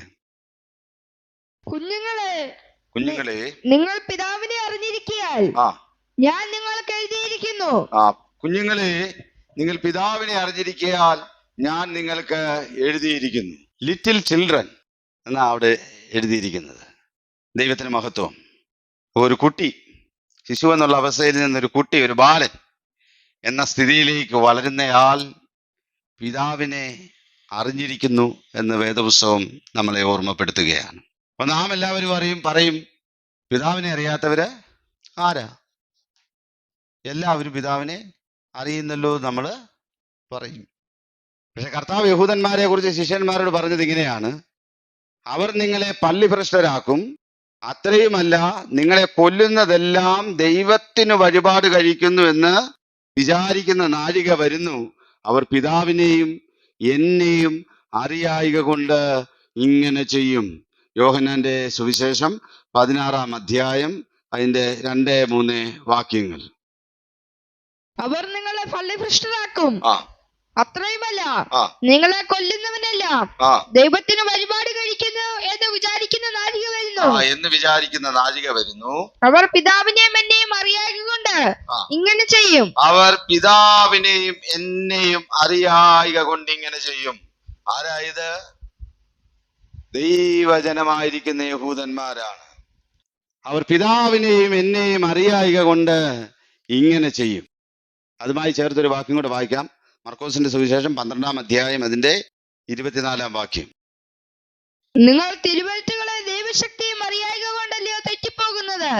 നിങ്ങൾ തിരുവഴുത്തുകളെയും ദൈവശക്തിയെയും അറിയായിക കൊണ്ടല്ലയോ തെറ്റിപ്പോകുന്നത്. ഇനി ഒരു വാക്യം കൂടെ നമുക്ക് വായിക്കാം. എഫേസ്യർക്ക് എഴുതിയ ലേഖനം 4-ാം അധ്യായം അതിന്റെ 14-ാം വാക്യം. അങ്ങനെ നാം മനുഷ്യരുടെ ചതിയാലും ഉപായത്താലും തെറ്റിച്ചു കളയുന്ന തന്ത്രങ്ങളിൽ കുടുങ്ങിപ്പോകുവാൻ തക്കവണ്ണം ഉപദേശത്തിന്റെ ഓരോ കാറ്റിനാൽ അലഞ്ഞുഴലുന്ന ശിശുക്കളായിരിക്കാതെ. വായിച്ചാട്ടെ. അങ്ങനെ നാം ഇനി മനുഷ്യരുടെ ചതിയാലും ഉപായത്താലും തെറ്റിച്ചു കളയുന്ന തന്ത്രങ്ങളിൽ കുടുങ്ങിപ്പോകുവാൻ തക്കവണ്ണം ഉപദേശത്തിന്റെ ഓരോ കാറ്റിനാൽ അലഞ്ഞുഴലുന്ന ശിശുക്കളായിരിക്കാതെ. മതി. അങ്ങനെ നാം ഇനി മനുഷ്യരുടെ ചതിയാലും ഉപായത്താലും തെറ്റിച്ചു കളയുന്ന തന്ത്രങ്ങളിൽ കുടുങ്ങിപ്പോകുവാൻ തക്കവണ്ണം ഉപദേശത്തിന്റെ ഓരോ കാറ്റിനാൽ അലഞ്ഞുഴലുന്ന ശിശുക്കളായിരിക്കാതെ. ദൈവത്തിന് മഹത്വം. അപ്പോൾ ശിശു എന്ന അവസ്ഥയിൽ നിന്ന് മാറി ഒരു ബാലനായി മാറിയാൽ തന്നെ പിതാവിനെ നന്നായി അവൻ അറിയാം. മനുഷ്യരുടെ ചതിയാലും ഉപായത്താലും അവൻ തെറ്റിപ്പോകത്തില്ല. ആരാ? ശിശു എന്ന അവസ്ഥയിൽ നിന്ന് അടുത്ത ഘട്ടത്തിലേക്ക് വളർന്ന ഒരുവൻ മനുഷ്യരുടെ ചതിയാലും ഉപായത്താലും വഞ്ചിക്കപ്പെടത്തില്ല. യേശു സംസാരിച്ചത് ഫോണിൽ റെക്കോർഡ് ചെയ്തു എന്ന് പറഞ്ഞ ഒരാളുണ്ടല്ലോ. എന്താ അയാളുടെ പേര്? ടിനു ജോൺ. എന്താ? ടിനു ജോർജ്. അയാൾ ഇത് പറയുമ്പോൾ മുമ്പിലിരുന്ന് ഹല്ലേലൂയ എന്ന് വിളിച്ചാർക്കുന്ന ആ ജനത്തെ കണ്ടോ? അവന്റെ ചതിയെയും ഉപായത്തെയും തിരിച്ചറിയാൻ കഴിയാത്ത ഒരു കൂട്ടം ജനം ജനിച്ച അവസ്ഥയിൽ തന്നെ ഇരിക്കുക. ഒരു ബാലനായി പോലും ക്രിസ്തുവിൽ വളർന്നിട്ടില്ല. ഈ പറയുന്ന ആളെ കുറിച്ച് ഇവരൊക്കെ ശരിയാകുമോ എന്ന് നമുക്കറിയത്തില്ല. പക്ഷെ ഈ മുമ്പിലിരിക്കുന്ന ഈ ജനത്തെ കുറിച്ച് ഒരു വേദന നമുക്കുണ്ടാകണം. കാരണം ഒന്നും അറിയാതെ പോയി. പിന്നെ വേറൊന്നും കൂടെ ഉണ്ട്. ദൈവത്തെ പരിജ്ഞാനത്തിൽ ധരിപ്പാൻ ഇഷ്ടമില്ലാഞ്ഞതിന് തക്കവണ്ണം ദൈവം അവരെ നികൃഷ്ട ബുദ്ധി കേൾപ്പിച്ചു കൊടുക്കുന്നു. അങ്ങനെയുമുണ്ട്. പരിജ്ഞാനത്തിൽ ധരിപ്പാൻ അവർക്ക് ഇഷ്ടമല്ല. ദൈവത്തിന് പിന്നെ എന്ത് ചെയ്യാൻ പറ്റും? ദൈവം അവരെ ശിശുവിൽ നിന്ന് ബാലനായി വളർച്ച പ്രാപിച്ചാൽ, എന്നെ കേൾക്കുന്ന പ്രിയമുള്ളവരെ, അവന് ദൈവത്തെ നന്നായിട്ട് അറിയാം. അവന്റെ പിതാവിനെ നന്നായിട്ട് അവൻ അറിയാം. ഉപായത്താലും ചതിയാലും അവനെ തെറ്റിക്കാൻ കഴിയത്തില്ല. ഉപദേശത്തിന്റെ കാറ്റിനാൽ അവൻ അലഞ്ഞുഴലത്തില്ല. നമ്മളവിടെ അങ്ങനല്ലേ വായിച്ചത്? ഉപദേശത്തിന്റെ ഓരോ കാറ്റിനാൽ അലഞ്ഞുഴലുന്ന ശിശുക്കൾ. അപ്പൊ ശിശുക്കളുടെ പ്രത്യേകത എന്താ? അവരിങ്ങനെ ഉപദേശത്തിന്റെ ഒരു കാറ്റ് തെക്കോട്ടടിച്ചാൽ ആ കൂടെ അവരങ്ങ് പോകും. ഒരു കാറ്റ് വടക്കോട്ട്, ഉപദേശത്തിന്റെ ഒരു കാറ്റ് വടക്കോട്ടടിച്ചാൽ ആ കൂടെ അവർ വടക്കോട്ടങ്ങും. നങ്കൂരമിട്ട് നിൽക്കാൻ ദൈവവചനത്തിൽ തിട്ടമില്ല, നിശ്ചയമില്ല, പഠിപ്പില്ല, ഉറപ്പില്ല. ഒരു വാക്യം വായിക്കാം. 2 തിമോത്തിയോസിന്റെ ലേഖനം 3-ാം അധ്യായം അതിന്റെ 15-ാം വാക്യം. നീ പഠിച്ചും നിശ്ചയം പ്രാപിച്ചും ഇരിക്കുന്നതിൽ നിലനിൽക്ക. നീ പഠിച്ചും നിശ്ചയം പ്രാപിച്ചും ഇരിക്കുന്നതിൽ നിലനിൽക്ക. അപ്പോൾ ഒരു ദൈവ പൈതലിനെ സംബന്ധിച്ചിടത്തോളം അവന് ദൈവികമായിരിക്കുന്ന യാഥാർത്ഥ്യങ്ങളെ കുറിച്ച്, ദൈവവചനത്തെ കുറിച്ച്, ദൈവികമായ ഉപദേശത്തെ കുറിച്ച്, അത്രയുമല്ല പത്യോപദേശത്തെ കുറിച്ച് പഠിപ്പും നിശ്ചയമുള്ളവനായിരിക്കണം. അവൻ അതിൽ തന്നെ നിലനിൽക്കണം. അതില്ലാത്തവൻ അത് കഴിയുന്നില്ല. അപ്പൊ ഉപദേശത്തിന്റെ ഓരോ കാറ്റിനാൽ അങ്ങോട്ടും ഇങ്ങോട്ടും അലഞ്ഞുഴലുന്ന അനുഭവമാ ശിശുക്കൾക്കുള്ളത്. പക്ഷേ ശിശു എന്ന് പറയുന്ന അനുഭവത്തിൽ നിന്ന്, ആ അവസ്ഥയിൽ നിന്ന് ഒരു പടി വളർച്ച പ്രാപിച്ചാൽ അവനെ ഉപദേശത്തിന്റെ കാറ്റിനാൽ അങ്ങോട്ടും ഇങ്ങോട്ടും ചാഞ്ചാടിക്കാൻ കഴിയത്തില്ല. കാരണം എന്താ? അവന്റെ പിതാവിനെ അറിയാം, അവന്റെ ദൈവത്തെ അറിയാം. പിതാവിനെ അറിയാമെങ്കിൽ പിതാവിന്റെ രീതികൾ അറിയാം, പിതാവിനെ അറിയാമെങ്കിൽ പിതാവിന്റെ ഇഷ്ടങ്ങൾ അറിയാം. അബ്രഹാം പറയുന്നത് കേട്ടില്ലേ? ഇങ്ങനെ നീ ഒരു നാളും ചെയ്യുന്നതല്ലല്ലോ, വായിക്കാം ആ ഭാഗം കൂടി. ഉൽപ്പത്തി പുസ്തകം 18-ാം അധ്യായം 23-24 വാക്യങ്ങൾ. അങ്ങനെ ആ പുരുഷന്മാർ അവിടെ നിന്ന് തിരിഞ്ഞ് സോദോമിലേക്ക് പോയി. അബ്രഹാമോ യഹോവയുടെ സന്നിധിയിൽ തന്നെ നിന്നു. വായിച്ചാട്ടെ. അബ്രഹാം അടുത്തു ചെന്ന് പറഞ്ഞത്, അബ്രഹാം അടുത്ത് എന്ന് പറഞ്ഞത്, ദുഷ്ടനോടുകൂടി നീതിമാനെ നീ സംഹരിക്കുമോ? ദുഷ്ടനോടുകൂടി നീതിമാനെയും നീ സംഹരിക്കുമോ? പക്ഷേ ആ പട്ടണത്തിൽ 50 നീതിമാന്മാർ ഉണ്ടെങ്കിൽ നീ അതിനെ സംഹരിക്കുമോ? പക്ഷേ ആ പട്ടണത്തിൽ 50 നീതിമാന്മാർ ഉണ്ടെങ്കിൽ നീ അതിനെ സംഹരിക്കുമോ? അതിലെ 50 നീതിമാന്മാർ നിമിത്തം ആ സ്ഥലത്തോട് ക്ഷമിക്കയില്ലയോ? അതിലെ 50 നീതിമാന്മാർ നിമിത്തം ആ സ്ഥലത്തോട് ക്ഷമിക്കയില്ലയോ? ഇങ്ങനെ നീ ഒരു നാളും ചെയ്യുന്നതല്ലല്ലോ. ഇങ്ങനെ നീ ഒരു നാളും ചെയ്യുന്നതല്ലല്ലോ. അടുത്ത ഭാഗം കൊടുത്ത് വായിച്ചാട്ടെ. നീതിമാൻ ദുഷ്ടനെ പോലെ ആകത്തക്കവണ്ണം ദുഷ്ടനോട് കൂടി നീതിമാനെ നീ ഒരു നാളും കൊല്ലുകയില്ല. ദുഷ്ടനെ നീ നീതിമാനോട് കൂടി ഒരു നാളും കൊല്ലുകയില്ല. ഇതപ്പോ ആർക്കറിയാം? അബ്രഹാമിന് അറിയാം. അതെങ്ങനെ അറിയാം? അബ്രഹാമിന്റെ ദൈവത്തെ അറിയാം. അബ്രഹാമിന്റെ ദൈവം ഇങ്ങനെ പ്രവർത്തിക്കൂ എന്നുള്ളത് അബ്രഹാമിന് നല്ല നിശ്ചയമുണ്ട്, നല്ല തിട്ടമുണ്ട്. ഇതുപോലൊരു നിശ്ചയം എന്നെ കേൾക്കുന്ന ദൈവമക്കളെ നമുക്ക് ഓരോരുത്തർക്കും ഉണ്ടായിരിക്കണം. അബ്രഹാമിന് അറിയാം, അബ്രഹാമിന്റെ ദൈവം ഇങ്ങനെ പ്രവർത്തിക്കൂ, ഇന്നതേ പ്രവർത്തിക്കൂ. അവൻ നീതിമാനാണ്, അവൻ അനീതി ചെയ്യത്തില്ല എന്നുള്ള കാര്യം അബ്രഹാമിന് അറിയാം. എന്നെ കേൾക്കുന്ന ദൈവമക്കളെ, നമ്മളുടെ ദൈവവും ഇങ്ങനെ പ്രവർത്തിക്കൂ എന്നുള്ള ബോധ്യം നമുക്കുണ്ടായിരിക്കണം. ആ തിരിച്ചറിവ് നമുക്കുണ്ടെങ്കിൽ നമ്മളെ തെറ്റിച്ചു കളയുവാൻ ആർക്കും കഴിയത്തില്ല. നന്മയും പ്രസാദവും പൂർണ്ണതയുമുള്ള ദൈവഹിതം ഇന്നതെന്ന് നാം തിരിച്ചറിഞ്ഞേ മതിയാകൂ. അങ്ങനെയുള്ളവരെ തെറ്റിച്ചു കളയുവാൻ ആർക്കും കഴിയത്തില്ല. വാഴ്ത്തപ്പെട്ട കർത്താവിനെ തെറ്റിക്കാൻ മനുഷ്യർക്കാർക്കും കഴിയത്തില്ലെന്നറിയാവുന്നത് കൊണ്ട് സാത്താൻ നേരിട്ട് വന്ന് കർത്താവിനെ തെറ്റിച്ചു കളയുവാനായിട്ട് നോക്കിയില്ലേ? ലൂക്കോസിന്റെ സുവിശേഷം 4-ാം അധ്യായം അതിന്റെ 3-4 വാക്യങ്ങളൊന്ന് വായിച്ചാട്ടെ. അപ്പോൾ പിശാച് അവനോട്, നീ ദൈവപുത്രനെങ്കിൽ ഈ കല്ലിനോട് അപ്പമായി തീരുവാൻ കൽപ്പിക്ക എന്ന് പറഞ്ഞു. അവന് വിശന്ന് നിൽക്കുകയാണ്. അപ്പോൾ സാത്താൻ അടുത്ത് വന്നിട്ട് തന്നോട് പറയുകയാണ്, നീ ദൈവപുത്രനെങ്കിൽ, ഒരു സൂചിമുനയ്ക്ക് കുത്തുന്നത് പോലെ കുത്തുകയാണ്. നീ ദൈവപുത്രനെങ്കിൽ. നമ്മുടെ സാധാരണ ഭാഷാ ശൈലിയിൽ ഇന്നാരുടെ മകനാണെങ്കിൽ, അല്ലെങ്കിൽ നിന്റെ അപ്പൻ ഇന്നാരാണെങ്കിൽ, നീ ഇന്നാരുടെ മകനാണെങ്കിൽ ഒന്ന് ചെയ്ത് കാണിച്ചടാ എന്ന് നമ്മൾ പറയുന്നത് പോലെ സാത്താൻ കർത്താവിനെ ശരിക്കും പറഞ്ഞാൽ അപ്പന് പറഞ്ഞുകൊണ്ട് പ്രകോപിപ്പിക്കാൻ നോക്കുകയാണ്. അപ്പന് നീ ഇന്നാരുടെ മോനാണോടാ എന്ന് ചോദിക്കത്തക്ക നിലയിൽ ആ ജനനത്തെ തന്നെ ചോദ്യം ചെയ്തുകൊണ്ട് കർത്താവിനെ പ്രകോപിപ്പിച്ചുകൊണ്ടാണ് അവൻ ചോദിക്കുന്നത്, നീ ദൈവപുത്രനെങ്കിൽ എന്ന് പറഞ്ഞാൽ നീ ഇപ്പോൾ ഈ കല്ല് അപ്പമാകണമെന്ന് പറഞ്ഞില്ലെങ്കിൽ നീ ദൈവപുത്രനല്ല എന്ന് പറഞ്ഞ് പ്രകോപിപ്പിക്കാനാണ് പ്രിയമുള്ളവരെ സാത്താൻ നോക്കുന്നത്. അപ്പോൾ അതിന്റെ നടുവിൽ കർത്താവ് പറയുന്ന മറുപടി എന്താ? വായിച്ചാട്ടെ. യേശുവിനോട്, മനുഷ്യൻ അപ്പം കൊണ്ട് മാത്രമല്ല ജീവിക്കുന്നത് എന്ന് എഴുതിയിരിക്കുന്നു എന്ന് ഉത്തരം പറഞ്ഞു. അപ്പോൾ ഇന്നതാണ് വേദപുസ്തകത്തിൽ എഴുതി വെച്ചിരിക്കുന്നത്. എന്താ? മനുഷ്യൻ അപ്പം കൊണ്ട് മാത്രമല്ല ജീവിക്കുന്നതെന്ന് ആവർത്തന പുസ്തകങ്ങളിൽ എഴുതിയിരിക്കുന്നു. ദൈവത്തിന് മഹത്വം. അങ്ങനെ കർത്താവ് തന്നെ തെറ്റിച്ച് കളയാൻ വന്ന പിശാചിനോട് ഉത്തരം പറഞ്ഞു. അപ്പോൾ പിശാച് ആദ്യം എന്താ പറഞ്ഞത്? കല്ല് അപ്പമാകണം. അപ്പൊ അതിൽ കർത്താവ് പറഞ്ഞു അതിന്റെ ആവശ്യമില്ല. കാരണം എന്താ? ഞാൻ ജീവിക്കുന്നത് അപ്പം കൊണ്ട് മാത്രമല്ല എന്ന് കർത്താവ് ദൈവവചനത്തിൽ എഴുതിയിട്ടുണ്ട്. തിരുവെഴുത്ത് അങ്ങനെ പറയുന്നു. അടുത്ത വാക്യം. പിന്നെ പിശാച് അവനെ മേലോട്ട് കൂട്ടിക്കൊണ്ടുപോയി ലോകത്തിലെ സകല രാജ്യങ്ങളെയും ക്ഷണനേരത്തിൽ അവന് കാണിച്ചു.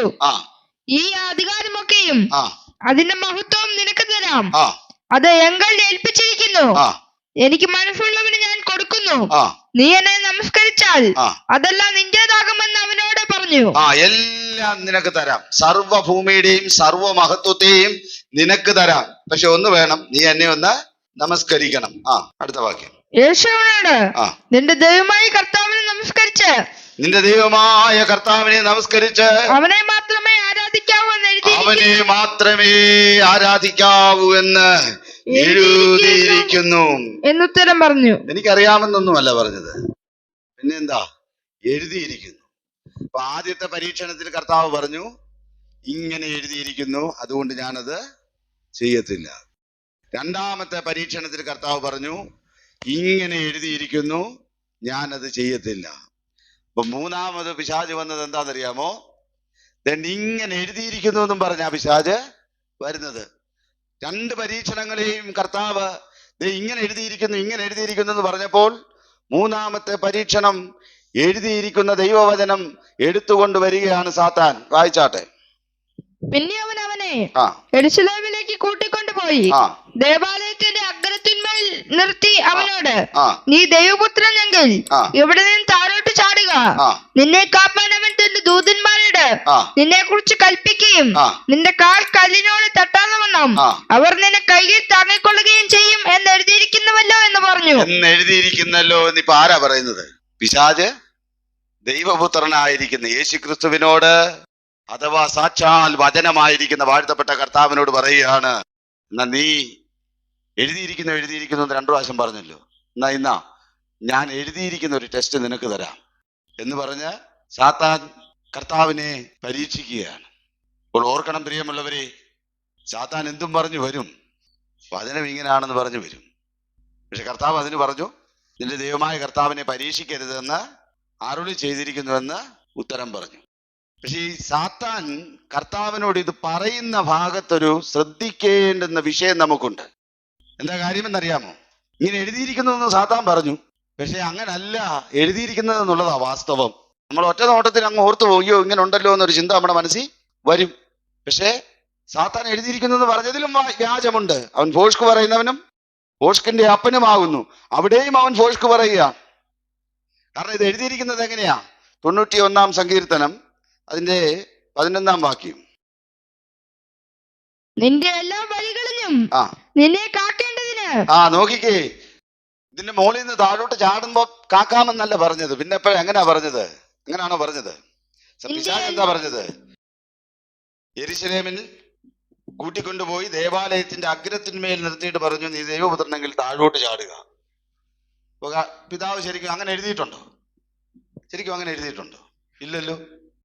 പിന്നെ എന്താ എഴുതിയിരിക്കുന്നത്? നിന്റെ എല്ലാ വഴികളിലും നിന്നെ കാക്കേണ്ടതിന് അവൻ നിന്നെ കുറിച്ച് തന്റെ ദൂതന്മാരോട് കൽപ്പിക്കും. നിന്റെ കാൽ കല്ലിൽ തട്ടി പോകാതെ വണ്ണം. എപ്പോഴാ?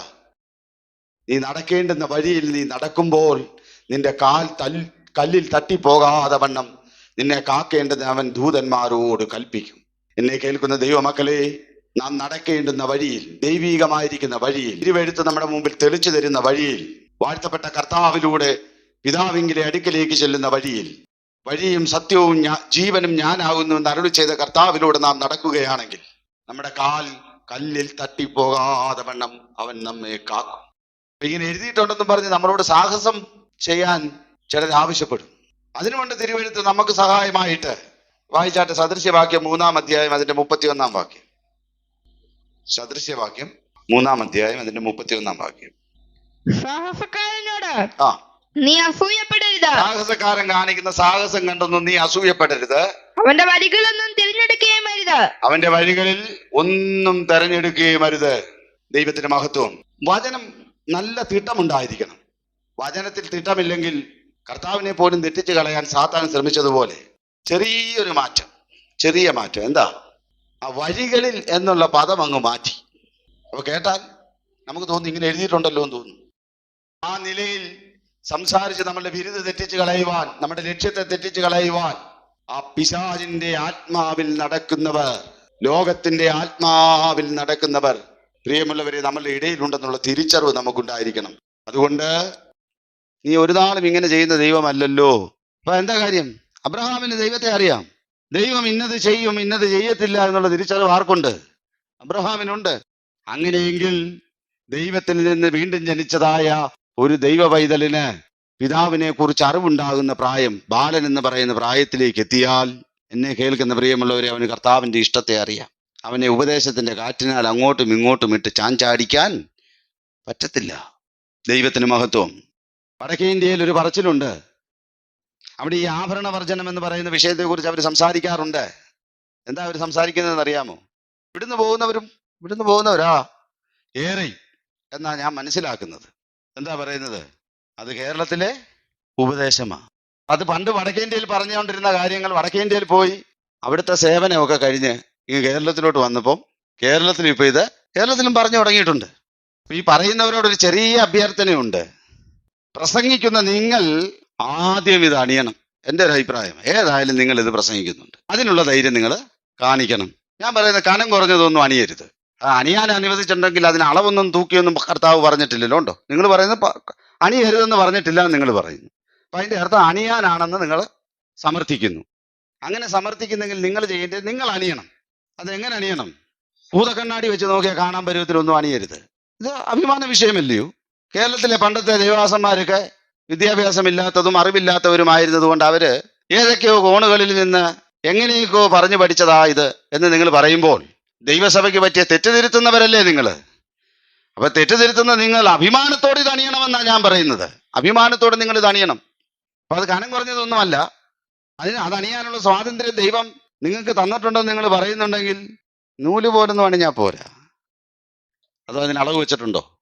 കുറച്ചേ ആകാവൂ, ഇത്ര ഘനമേ ആകാവൂ, നൂല് വണ്ണമേ ആകാവൂ, അങ്ങനെ എന്തെങ്കിലും അളവുണ്ടെങ്കിൽ നിങ്ങൾ അതും ഇനി അവതരിപ്പിക്കണമെന്നാ എൻ്റെ അഭിപ്രായം.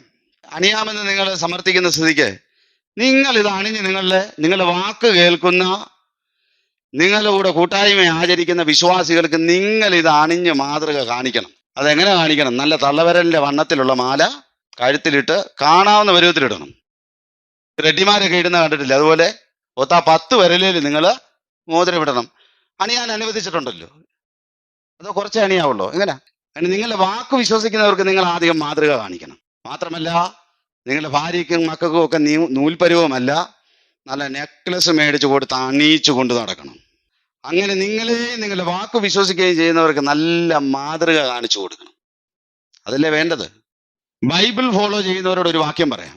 പിന്നിയ തലമുടി, പൊന്ന്, മുത്ത്, വിലയേറിയ വസ്ത്രം എന്നിവ കൊണ്ടല്ല നിങ്ങളെ അലങ്കരിക്കേണ്ടത്, ദൈവഭക്തിയെ സ്വീകരിക്കുന്ന സ്ത്രീകൾക്ക് ഉചിതമാകും വണ്ണം സൽപ്രവൃത്തികളെ കൊണ്ടത്രേ അലങ്കരിക്കേണ്ടത്. 1 തിമോത്തിയോസിന്റെ പുസ്തകം 2-ാം അധ്യായം അതിന്റെ 10-ാം വാക്യം. പിന്നിയ തലമുടി, പൊന്ന്, മുത്ത്, വിലയേറിയ വസ്ത്രം എന്നിവ കൊണ്ടല്ല. പിന്നിയ തലമുടി, പൊന്ന്, മുത്ത്, വിലയേറിയ വസ്ത്രം എന്നിവ കൊണ്ടല്ല എന്ന് പറഞ്ഞാൽ എന്നിവ കൊണ്ടല്ല നിങ്ങളെ അലങ്കരിക്കേണ്ടതെന്ന് തന്നെയാ. വായിച്ചാട്ടെ ബാക്കി. ദൈവഭക്തിയെ സ്വീകരിക്കുന്ന സ്ത്രീകൾക്ക് ഉചിതമാകും വണ്ണം സൽപ്രവൃത്തികൾ കൊണ്ട് അത്രേ അലങ്കരിക്കണം. അപ്പോൾ എന്തുകൊണ്ട് അലങ്കരിക്കണം, എന്തുകൊണ്ട് അലങ്കരിക്കരുത് എന്നാ പ്രിയമുള്ളവരെ ഈ വചനം നമ്മളോട് വളരെ സ്പഷ്ടമായി സംസാരിക്കുന്നത്. പിന്നിയ തലമുടി, പൊന്ന്, മുത്ത്, വിലയേറിയ വസ്ത്രം എന്നിവ കൊണ്ടല്ല. ഇവര് പറഞ്ഞ അത് കഴിഞ്ഞിട്ട് എന്നിവ കൊണ്ടല്ല അലങ്കരിക്കേണ്ടതെന്ന് വന്നില്ല എന്നാ. എത്ര പൊട്ടനായ മനുഷ്യനും ഇത് വായിച്ചാൽ മനസ്സിലാകത്തില്ലേ? എന്നിവ കൊണ്ടല്ല നിങ്ങളെ അലങ്കരിക്കേണ്ടതെന്നാണ് അത് അർത്ഥമാക്കുന്നതെന്ന്. അല്ലാതെ കേംബ്രിഡ്ജ് യൂണിവേഴ്സിറ്റിയിൽ ബിരുദാനന്ദ ബിരുദമുള്ള പണ്ഡിതന് മാത്രമേ ഇത് മനസ്സിലാകത്തുള്ളൂ. ഏത് പാമരനും മനസ്സിലാകത്തില്ലേ ഇത്? അവഗാഹമായിരിക്കുന്ന ജ്ഞാനം വേണോ ഇത് മനസ്സിലാക്കാൻ? പിന്നിയ തലമുടി, പൊന്ന്, മുത്ത്, വിലയേറിയ വസ്ത്രം എന്നിവ കൊണ്ടല്ല എന്ന് പറയുന്നത് മനസ്സിലാക്കാൻ, നിങ്ങളെ അലങ്കരിക്കേണ്ടത് അങ്ങനല്ല എന്ന് മനസ്സിലാക്കാൻ വലിയ പണ്ഡിതനാകണമെന്നുണ്ടോ പ്രിയമുള്ളവരെ? എന്തുകൊണ്ട് അലങ്കരിക്കണം, എന്തുകൊണ്ട് നിങ്ങളെ അലങ്കരിക്കരുത് എന്ന് വളരെ വ്യക്തമായി പറഞ്ഞിരിക്കുന്നതായി ഈ വേദഭാഗം. പിന്നിയ തലമുടി, പൊന്ന്, മുത്ത്, വിലയേറിയ വസ്ത്രം എന്നിവ കൊണ്ടല്ല. അതുപോരെ? ഇതുപോലെ ഉപദേശത്തിന്. പിന്നെ എന്തുകൊണ്ട് അലങ്കരിക്കണം? ദൈവഭക്തിയെ സ്വീകരിക്കുന്ന സ്ത്രീകൾക്ക് ഉചിതമാകും വണ്ണം സൽപ്രവർത്തികളെ കൊണ്ടത്രേ അലങ്കരിക്കേണ്ടത്. ഈ വചനത്തിൽ നിന്നാ പ്രിയമുള്ളവരെ പണ്ടത്തെ ദേവദാസന്മാർ ഈ പാഠം ഉൾക്കൊണ്ടത്. അത് വചന സത്യമാണ്. അറിവില്ലാത്തവർ, വിദ്യാഭ്യാസമില്ലാത്തവർ, കേരളത്തിന്റെ പഠിപ്പീരുകാരെന്നൊക്കെ പറയുന്നവർ മനസ്സിലാക്കേണ്ടുന്ന ഒരു കാര്യമുണ്ട്. അന്ന് അവരവരുടെ പ്രസംഗത്തിന്റെ ഭോഷത്വത്താൽ നേടിയതിന്റെ 10-1 പോലും 100-1 പോലും നേടാൻ ബിടെക്കും എംടെക്കും ഒക്കെ കഴിഞ്ഞ് നിൽക്കുന്ന നിങ്ങളെ കൊണ്ടൊന്നും കഴിഞ്ഞിട്ടില്ല എന്ന ഒരു യാഥാർത്ഥ്യം നിങ്ങൾ വളരെ വ്യക്തമായി മനസ്സിലാക്കി ഇരിക്കണം. അപ്പൊ ഇത്തരക്കാർ ചോദിക്കുന്ന ഒരു ചോദ്യമുണ്ട്. ഇത്തരം ചോദ്യങ്ങളാ, അല്ലാതെ ഒരു ഇങ്ങനാണോ എന്ന് ചോദിക്കുമല്ല. ഇത്തരക്കാർ അതിനിടയ്ക്ക് ഇതിനെ അംഗീകരിക്കാൻ കഴിയത്തില്ല, ദൈവവചനത്തെ അംഗീകരിക്കാൻ കഴിയത്തില്ല. അതുകൊണ്ട് ചോദിക്കുന്ന ഒരു ചോദ്യമുണ്ട്. വിലയേറിയ വസ്ത്രം, അതാ അവരുടെ ചോദ്യം. അത് പാടില്ല. ഇല്ല, അത് പാടില്ലെന്നല്ലേ തിരുവെഴുത്ത് പറഞ്ഞത്? വിലയേറിയ വസ്ത്രം ഇവർ ചോദിക്കുന്ന ചോദ്യം. അത് പാടില്ലെന്ന് തന്നെയാ എന്നെ കേൾക്കുന്ന പ്രിയമുള്ളവരെ ദൈവവചനത്തിന്റെ ഉപദേശം. അപ്പൊ ഇവരുടെ ചോദ്യമാ, എന്നാൽ അതിന്റെ മാർജിൻ പറ. വില ഏറിയ വസ്ത്രത്തിന്റെ ആ മാർജിൻ, ഈ അളവ്, ഇതിന്റെ താഴെയുള്ളത്, വില ഏറാത്തത്, ഇതിന് മുകളിലുള്ളത്, വില ഏറിയത് എന്ന് വേർതിരിക്കാൻ ഒരു മാർജിൻ പറഞ്ഞതാന്ന ഇവർ അടുത്ത ചോദ്യം. എനിക്ക് ചോദിക്കാനുള്ള ചോദ്യം ഇത്രയേ ഉള്ളൂ, നീ ഒരു ഉപദേഷ്ടാവായിട്ട് നിനക്കിതറിയത്തില്ലേ? അതെങ്കിലും വിവേചിക്കാനുള്ള വിവരമുണ്ടായിട്ട് പോരെ പഠിപ്പീരെന്ന എന്റെ ചോദ്യം. ഒന്ന് ഞാൻ ദൈവജനമേ നിങ്ങളോട് പറയാം, ഒരുത്തൻ പ്രസംഗിക്കുന്നെങ്കിൽ ദൈവത്തിന്റെ അരുളപ്പാട് പ്രസ്താവിക്കുന്നു എന്ന പോലെ വേണം. 1 പത്രോസിന്റെ ലേഖനം 4-ാം അധ്യായം അതിന്റെ 11-ാം വാക്യം. ഒരുത്തൻ പ്രസംഗിക്കുന്നു എങ്കിൽ ദൈവത്തിന്റെ അരുളപ്പാട് പ്രസ്താവിക്കുന്നു എന്ന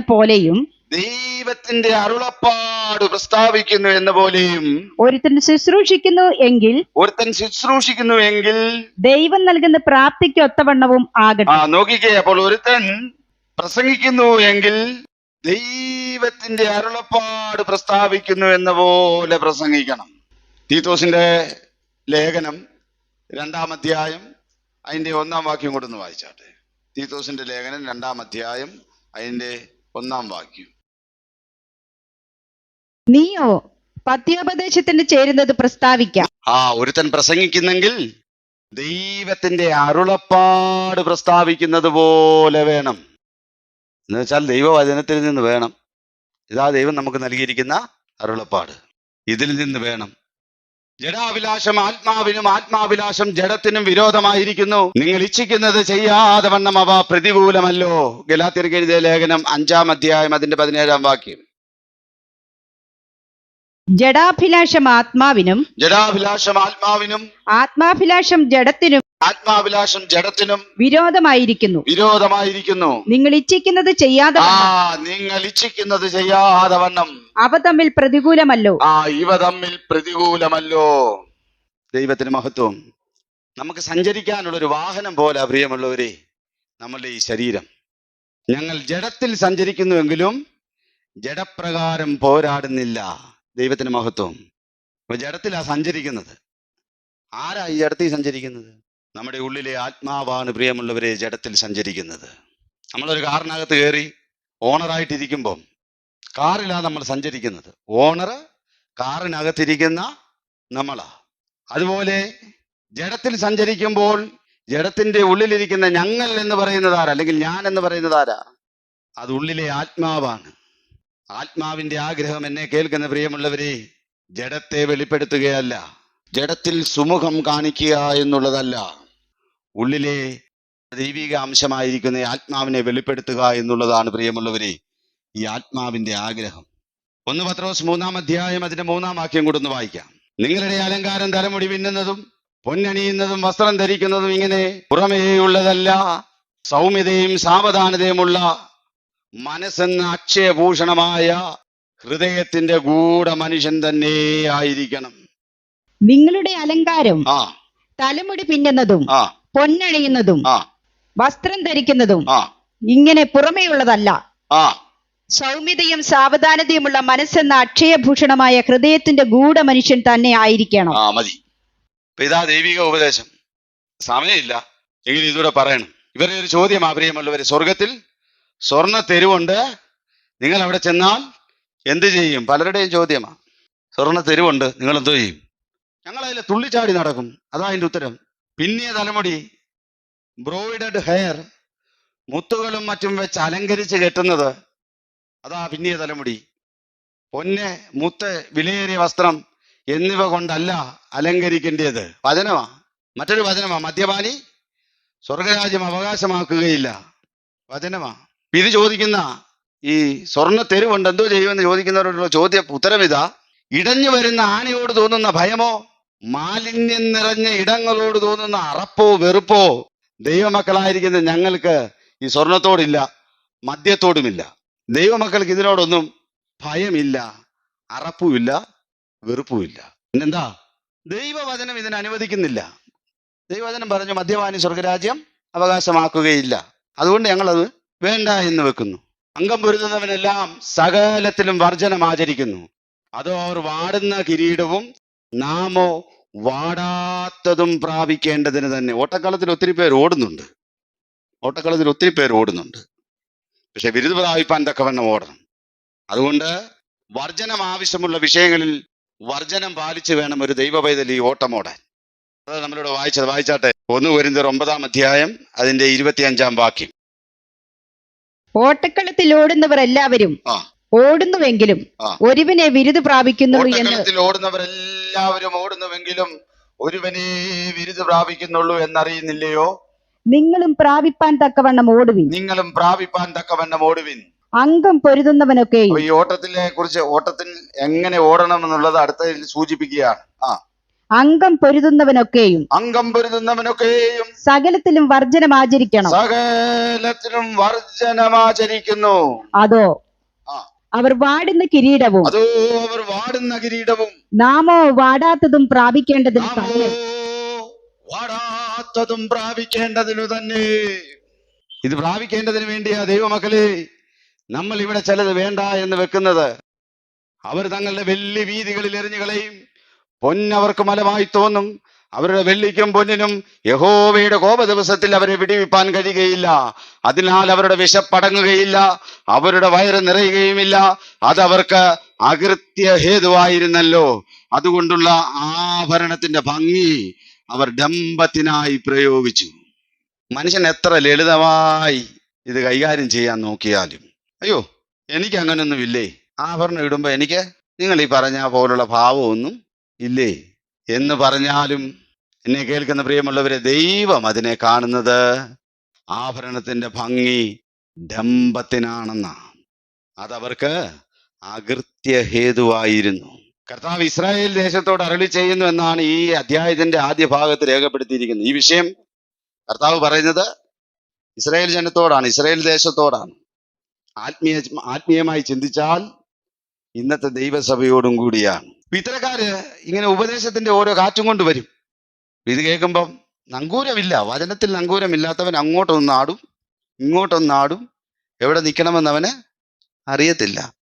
എന്നെ കേൾക്കുന്ന പ്രിയമുള്ളവരെ, ഇത്തരക്കാരോട് പറയേണ്ട മറുപടി, നിങ്ങളുടെ വായിലല്ല ദൈവവചനവും എന്നോടുള്ള ഉപദേശവും ഇരിക്കുന്നത്, അത് വേദപുസ്തകത്തിലാ.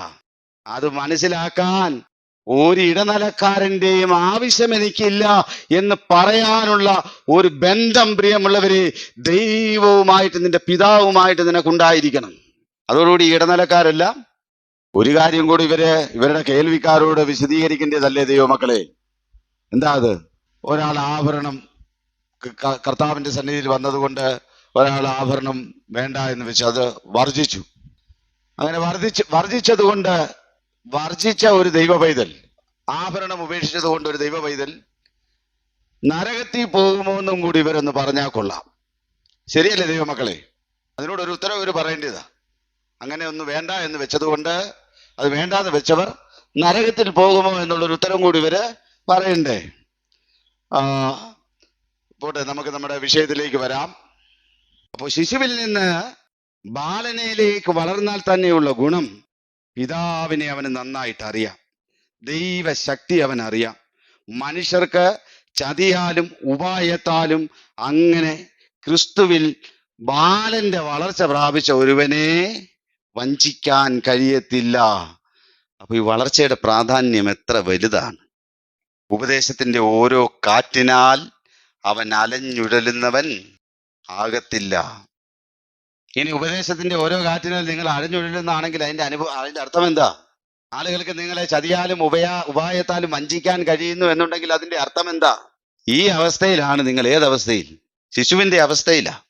നമ്മൾ ഈ ചിന്തിച്ച ഭാഗത്തു നിന്ന് നമുക്ക് മനസ്സിലാക്കാൻ കഴിയുന്ന കാര്യം, ക്രിസ്തുവിലുള്ള വളർച്ചയിൽ ശിശുവിൽ നിന്ന് ബാലനിലേക്ക് വളരുന്ന ഒരു വളർച്ചയുടെ നിലവാരം തന്നെ, എന്നെ കേൾക്കുന്ന പ്രിയമുള്ളവരെ, വലിയതാണ്.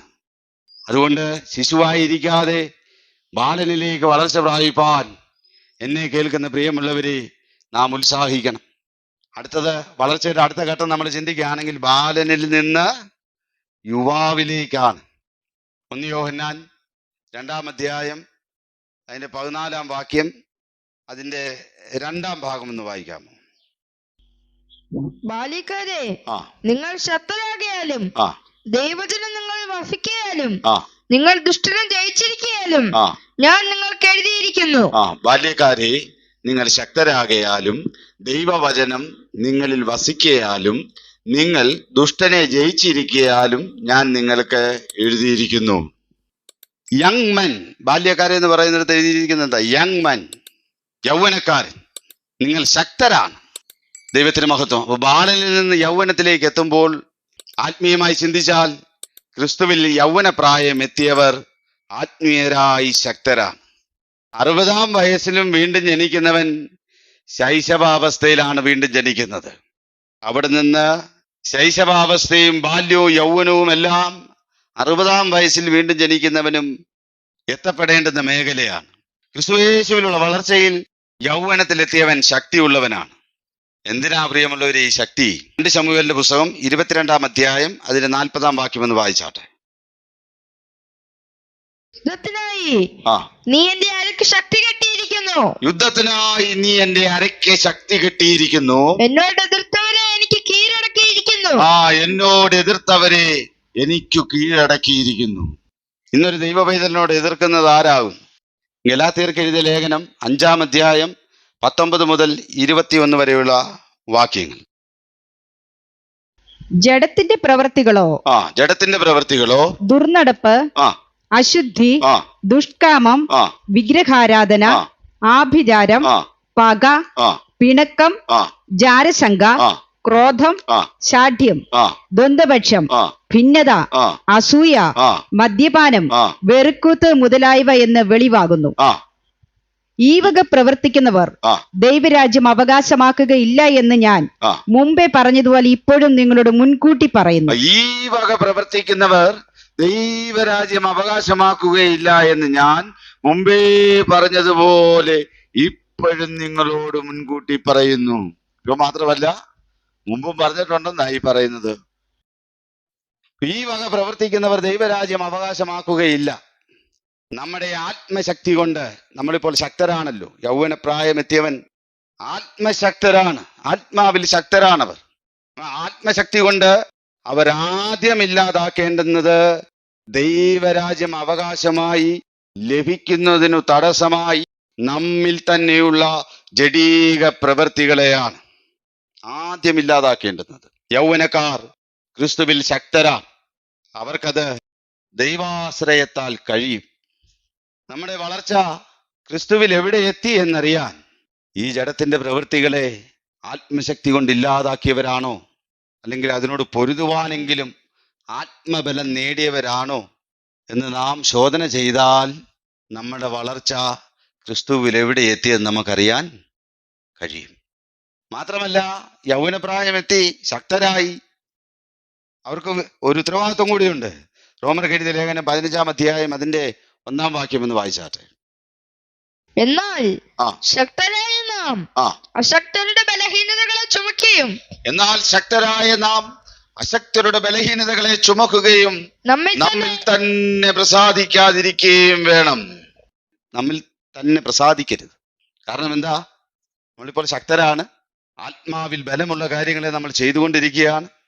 അപ്പൊ അതുകൊണ്ട് നമുക്ക് നമ്മളിൽ തന്നെ ഒരു ഞാൻ കൊള്ളാം എന്നൊരു തോന്നൽ നമ്മളിൽ ഉണ്ടാകാൻ പാടില്ല. മാത്രമല്ല, യഥാർത്ഥ ആത്മശക്തി ഉള്ളവൻ അശക്തരായവനെ മാറ്റി നിർത്തത്തില്ല. ഒരു ബലഹീനനെ കണ്ടാൽ അവനെ അകറ്റി നിർത്തത്തില്ല. പിന്നെയോ അവരുടെ ബലഹീനതകളെ അവൻ വഹിക്കും, അല്ലെങ്കിൽ അവൻ ചുമക്കും. മാത്രമല്ല, ദൈവവചനം അവനിൽ വസിക്കുന്നു. അതിന്റെ ഗുണം എന്താ? യോഹന്നാന്റെ സുവിശേഷം 15-ാം അധ്യായം 4-5 വാക്യങ്ങളൂടെ വായിച്ചാട്ടെ. എന്നിൽ വസിപ്പീൻ, ഞാൻ നിങ്ങളിലും വസിക്കും. കൊമ്പിലും മുന്തിരിവള്ളിയിൽ വസിച്ചിട്ടല്ലാതെ സ്വയമായി കായ്പാൻ കഴിയാത്തതുപോലെ എന്നിൽ വസിച്ചിട്ടല്ലാതെ നിങ്ങൾക്ക് കഴിയുകയില്ല. ഞാൻ മുന്തിരിവള്ളിയും നിങ്ങൾ കൊമ്പുകളുമാകുന്നു. ഒരുത്തൻ എന്നിലും ഞാൻ അവനിലും വസിക്കുന്നുവെങ്കിൽ അവൻ വളരെ ഫലം കായ്ക്കും. ഒരുത്തൻ എന്നിലും ഞാൻ അവനിലും വസിക്കുന്നു എങ്കിൽ അവൻ വളരെ ഫലം കായ്ക്കും. എന്നെ പിരിഞ്ഞ് നിങ്ങൾക്കൊന്നും ചെയ്യുവാൻ കഴിയുകയില്ല. ദൈവത്തിന് മഹത്വം. ബാല്യക്കാരെ കുറിച്ച് നമ്മൾ എന്താ വായിച്ചത്? നിങ്ങൾ ശക്തരാകയാലും ദൈവവചനം നിങ്ങളിൽ വസിക്കയാലും നിങ്ങൾ ദുഷ്ടനെ ജയിച്ചിരിക്കാലും ഞാൻ നിങ്ങൾക്ക് എഴുതുന്നത്. അപ്പോൾ അതിൻ്റെ ഒരു അടുത്ത ഘട്ടമാണ് ദൈവവചനം അവനിൽ വസിക്കുന്നു. ഇപ്പൊ കർത്താവ് തന്നെ പറഞ്ഞു, ഞാൻ മുന്തിരിവള്ളി, നിങ്ങൾ കൊമ്പുകളുമാകുന്നു, ഒരുത്തൻ എന്നിലും ഞാൻ അവനിലും വസിക്കുന്നുവെങ്കിൽ അവൻ വളരെ ഫലം കായ്ക്കും. അപ്പോൾ ഈ യൗവനത്തിൽ വളരെ ഫലം കായ്ക്കും എന്ന് വെച്ചാൽ അതിൻ്റെ അർത്ഥം എന്താ? ശിശുവായിരുന്നപ്പോഴും ബാലനായിരുന്നപ്പോഴും അപ്പോൾ ഇപ്പോൾ വളരെ ഫലം കായ്ക്കും. അപ്പോൾ ഈ യൗവനത്തിൽ എത്തണ്ടേ? കർത്താവിന് വേണ്ടി ഫലം കായ്ക്കണ്ടേ? ക്രിസ്തുവിൽ ഒരു യങ് മെൻ, ഒരു യൗവനക്കാരൻ, അവന്റെ വളർച്ചയുടെ ഗുണങ്ങൾ ഇതൊക്കെയാണ്. അതുമായി ബന്ധപ്പെട്ട് ഒരു കാര്യം കൂടെ നോക്കാം. യോഹന്നാന്റെ 1-ാം ലേഖനം 3-ാം അധ്യായം അതിന്റെ 24-ാം വാക്യം. അവന്റെ കൽപ്പനകളെ പ്രമാണിക്കുന്നവൻ അവനിലും അവൻ ഇവനിലും വസിക്കുന്നു. അവന്റെ കൽപ്പനകളെ പ്രമാണിക്കുന്നവൻ അവനിലും അവൻ ഇവനിലും വസിക്കുന്നു. അപ്പോൾ നോക്കിയ ആത്മാവിനോട് എതിർക്കുന്ന ജഡത്തിന്റെ പ്രവൃത്തികളെ മരിപ്പിക്കണം. ശക്തരായ നാം അശക്തരുടെ ബലഹീനതകളെ ചുമക്കണം. ദൈവവചനം അവനിൽ വസിക്കുന്നതിനാൽ വളരെ ഫലം കായ്ക്കുന്ന അനുഭവം ഉണ്ടാകണം. കർത്താവിന്റെ കൽപ്പനകളെ പ്രമാണിക്കണം. കഴിഞ്ഞില്ല, ദുഷ്ടനെ ജയിച്ചിരിക്കയാലും, അങ്ങനെയും കൂടെ ഉണ്ട്. യൗവനപ്രായം എത്തുമ്പോൾ അവൻ ദുഷ്ടനെ ജയിക്കുന്നു. നമ്മളുടെയൊക്കെ ഇടയിൽ ദുഷ്ടനെ ജയിക്കുക എന്ന് പറയുന്നൊരു വലിയ വിഷയമാണ്. പക്ഷെ ഒരു യൗവനപ്രായം എത്തിയാൽ, ഒരുവൻ ക്രിസ്തുവിൽ യൗവനപ്രായം എത്തിയാൽ, ആ വളർച്ച പ്രാപിച്ചാൽ അവൻ ദുഷ്ടനെ ജയിക്കും.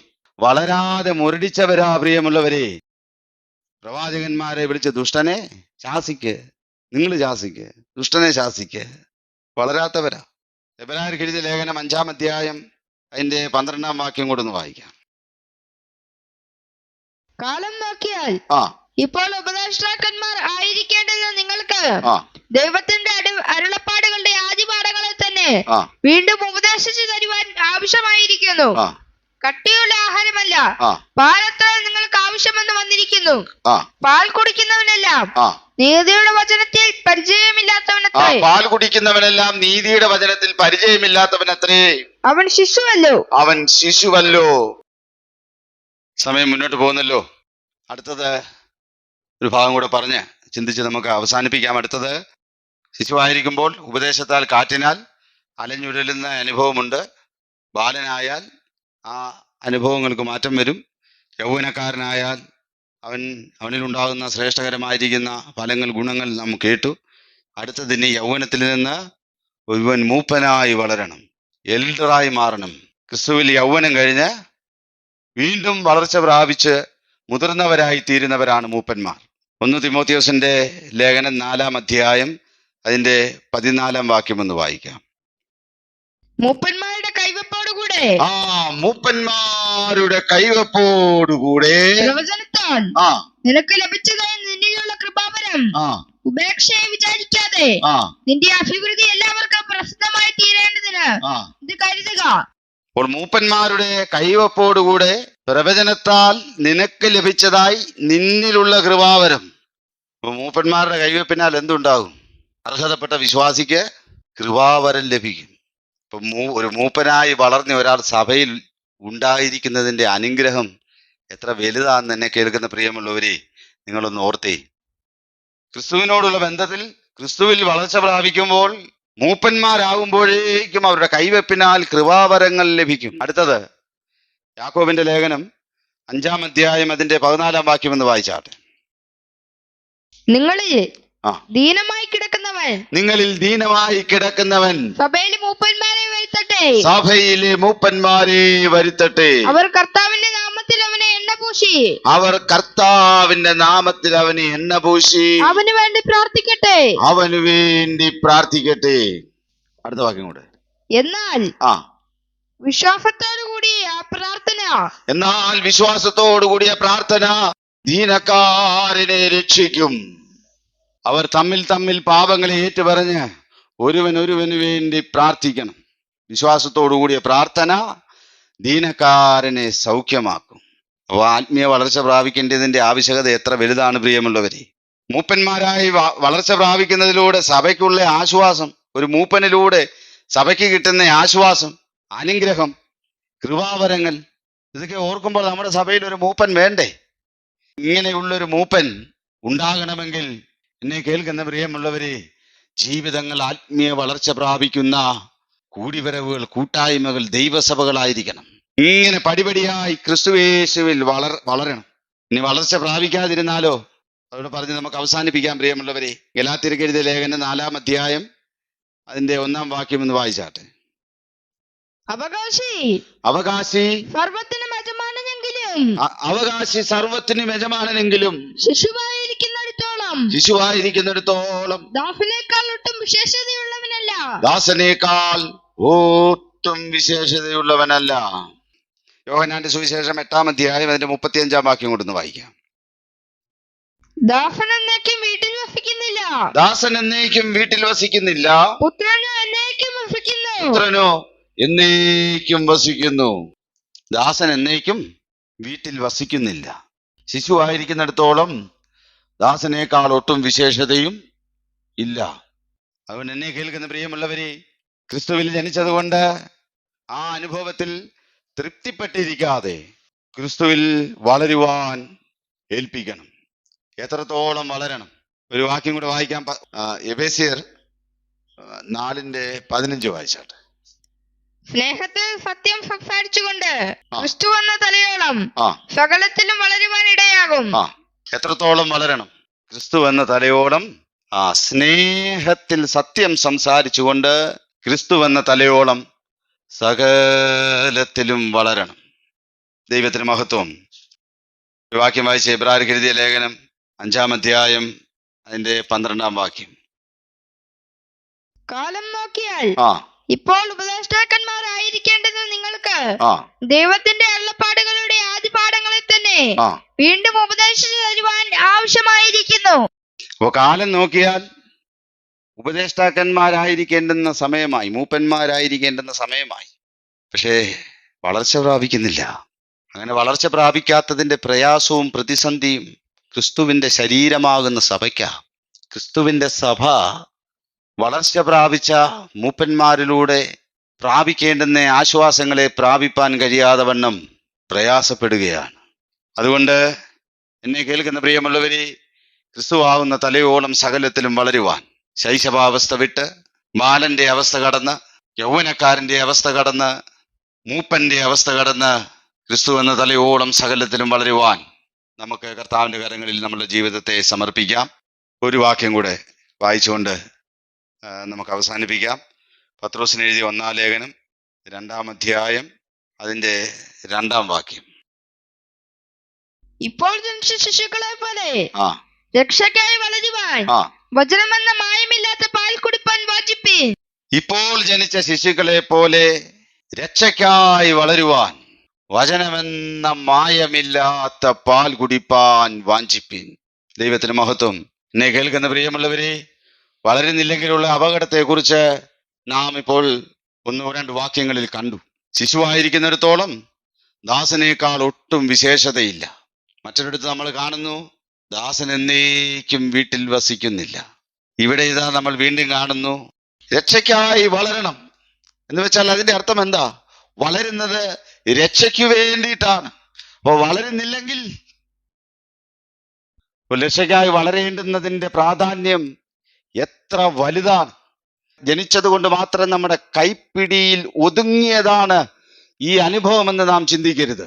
പിന്നെയോ ഒരു വലിയ വളർച്ച നമ്മുടെ മുമ്പാകെ ഉണ്ട്. ദൈവം അത് നമ്മളെ കുറിച്ച് ആഗ്രഹിക്കുന്നു. ഒരു കുഞ്ഞ് കമന്നു വീഴേണ്ട സമയത്ത് കമന്നു വീഴാതിരുന്നാൽ അതിൻ്റെ മാതാപിതാക്കൾക്കുണ്ടാകുന്ന വേദനയും സങ്കടവും കർത്താവ് നമ്മളെ പഠിപ്പിക്കുന്നതും അറിയിക്കുന്നതും. എന്നെ കേൾക്കുന്ന പ്രിയമുള്ളവരെ, സ്വർഗസ്ഥനായ പിതാവിൻ്റെ ഹൃദയത്തിലും നാം കമന്നു വീഴേണ്ടുന്ന സമയത്ത് കമന്നു വീഴാത്തതും, ഇരിക്കേണ്ട പ്രായത്തിൽ ഇരിക്കാത്തതും, നടക്കേണ്ട പ്രായത്തിൽ നടക്കാത്തതും, ശൈശവാവസ്ഥയിൽ നിന്ന് ബാലന്റെ അവസ്ഥയിലേക്കും, ബാലന്റെ അവസ്ഥയിൽ നിന്ന് യൗവനപ്രായത്തിലേക്കും, യൗവനപ്രായത്തിൽ നിന്ന് മൂപ്പനിലേക്കും, മൂപ്പനിൽ നിന്ന് ക്രിസ്തുവാകുന്ന തലയോളം നാം വളരാത്തതിലും സ്വർഗസ്ഥ പിതാവിൻ്റെ ഹൃദയം വേദനിക്കുന്നു എന്നുള്ളൊരു അറിവ് നമുക്കുണ്ടായിരിക്കണം. അതുകൊണ്ട് വളർച്ചയുടെ എല്ലാ പടവുകളും കയറി ക്രിസ്തു എന്ന തലയോളം വളരുവാൻ നമുക്ക് നമ്മുടെ ജീവിതത്തെ ദൈവകരങ്ങളിൽ സമർപ്പിക്കാം. ഈ വചനങ്ങളാൽ ദൈവം നമ്മെ ധാരാളമായി അനുഗ്രഹിക്കട്ടെ എന്ന് പ്രാർത്ഥിച്ചുകൊണ്ട് ദൈവസന്നിധിയിൽ താണിരിക്കുന്നു. ദൈവം ഏവരെയും അനുഗ്രഹിക്കട്ടെ. ആമേൻ.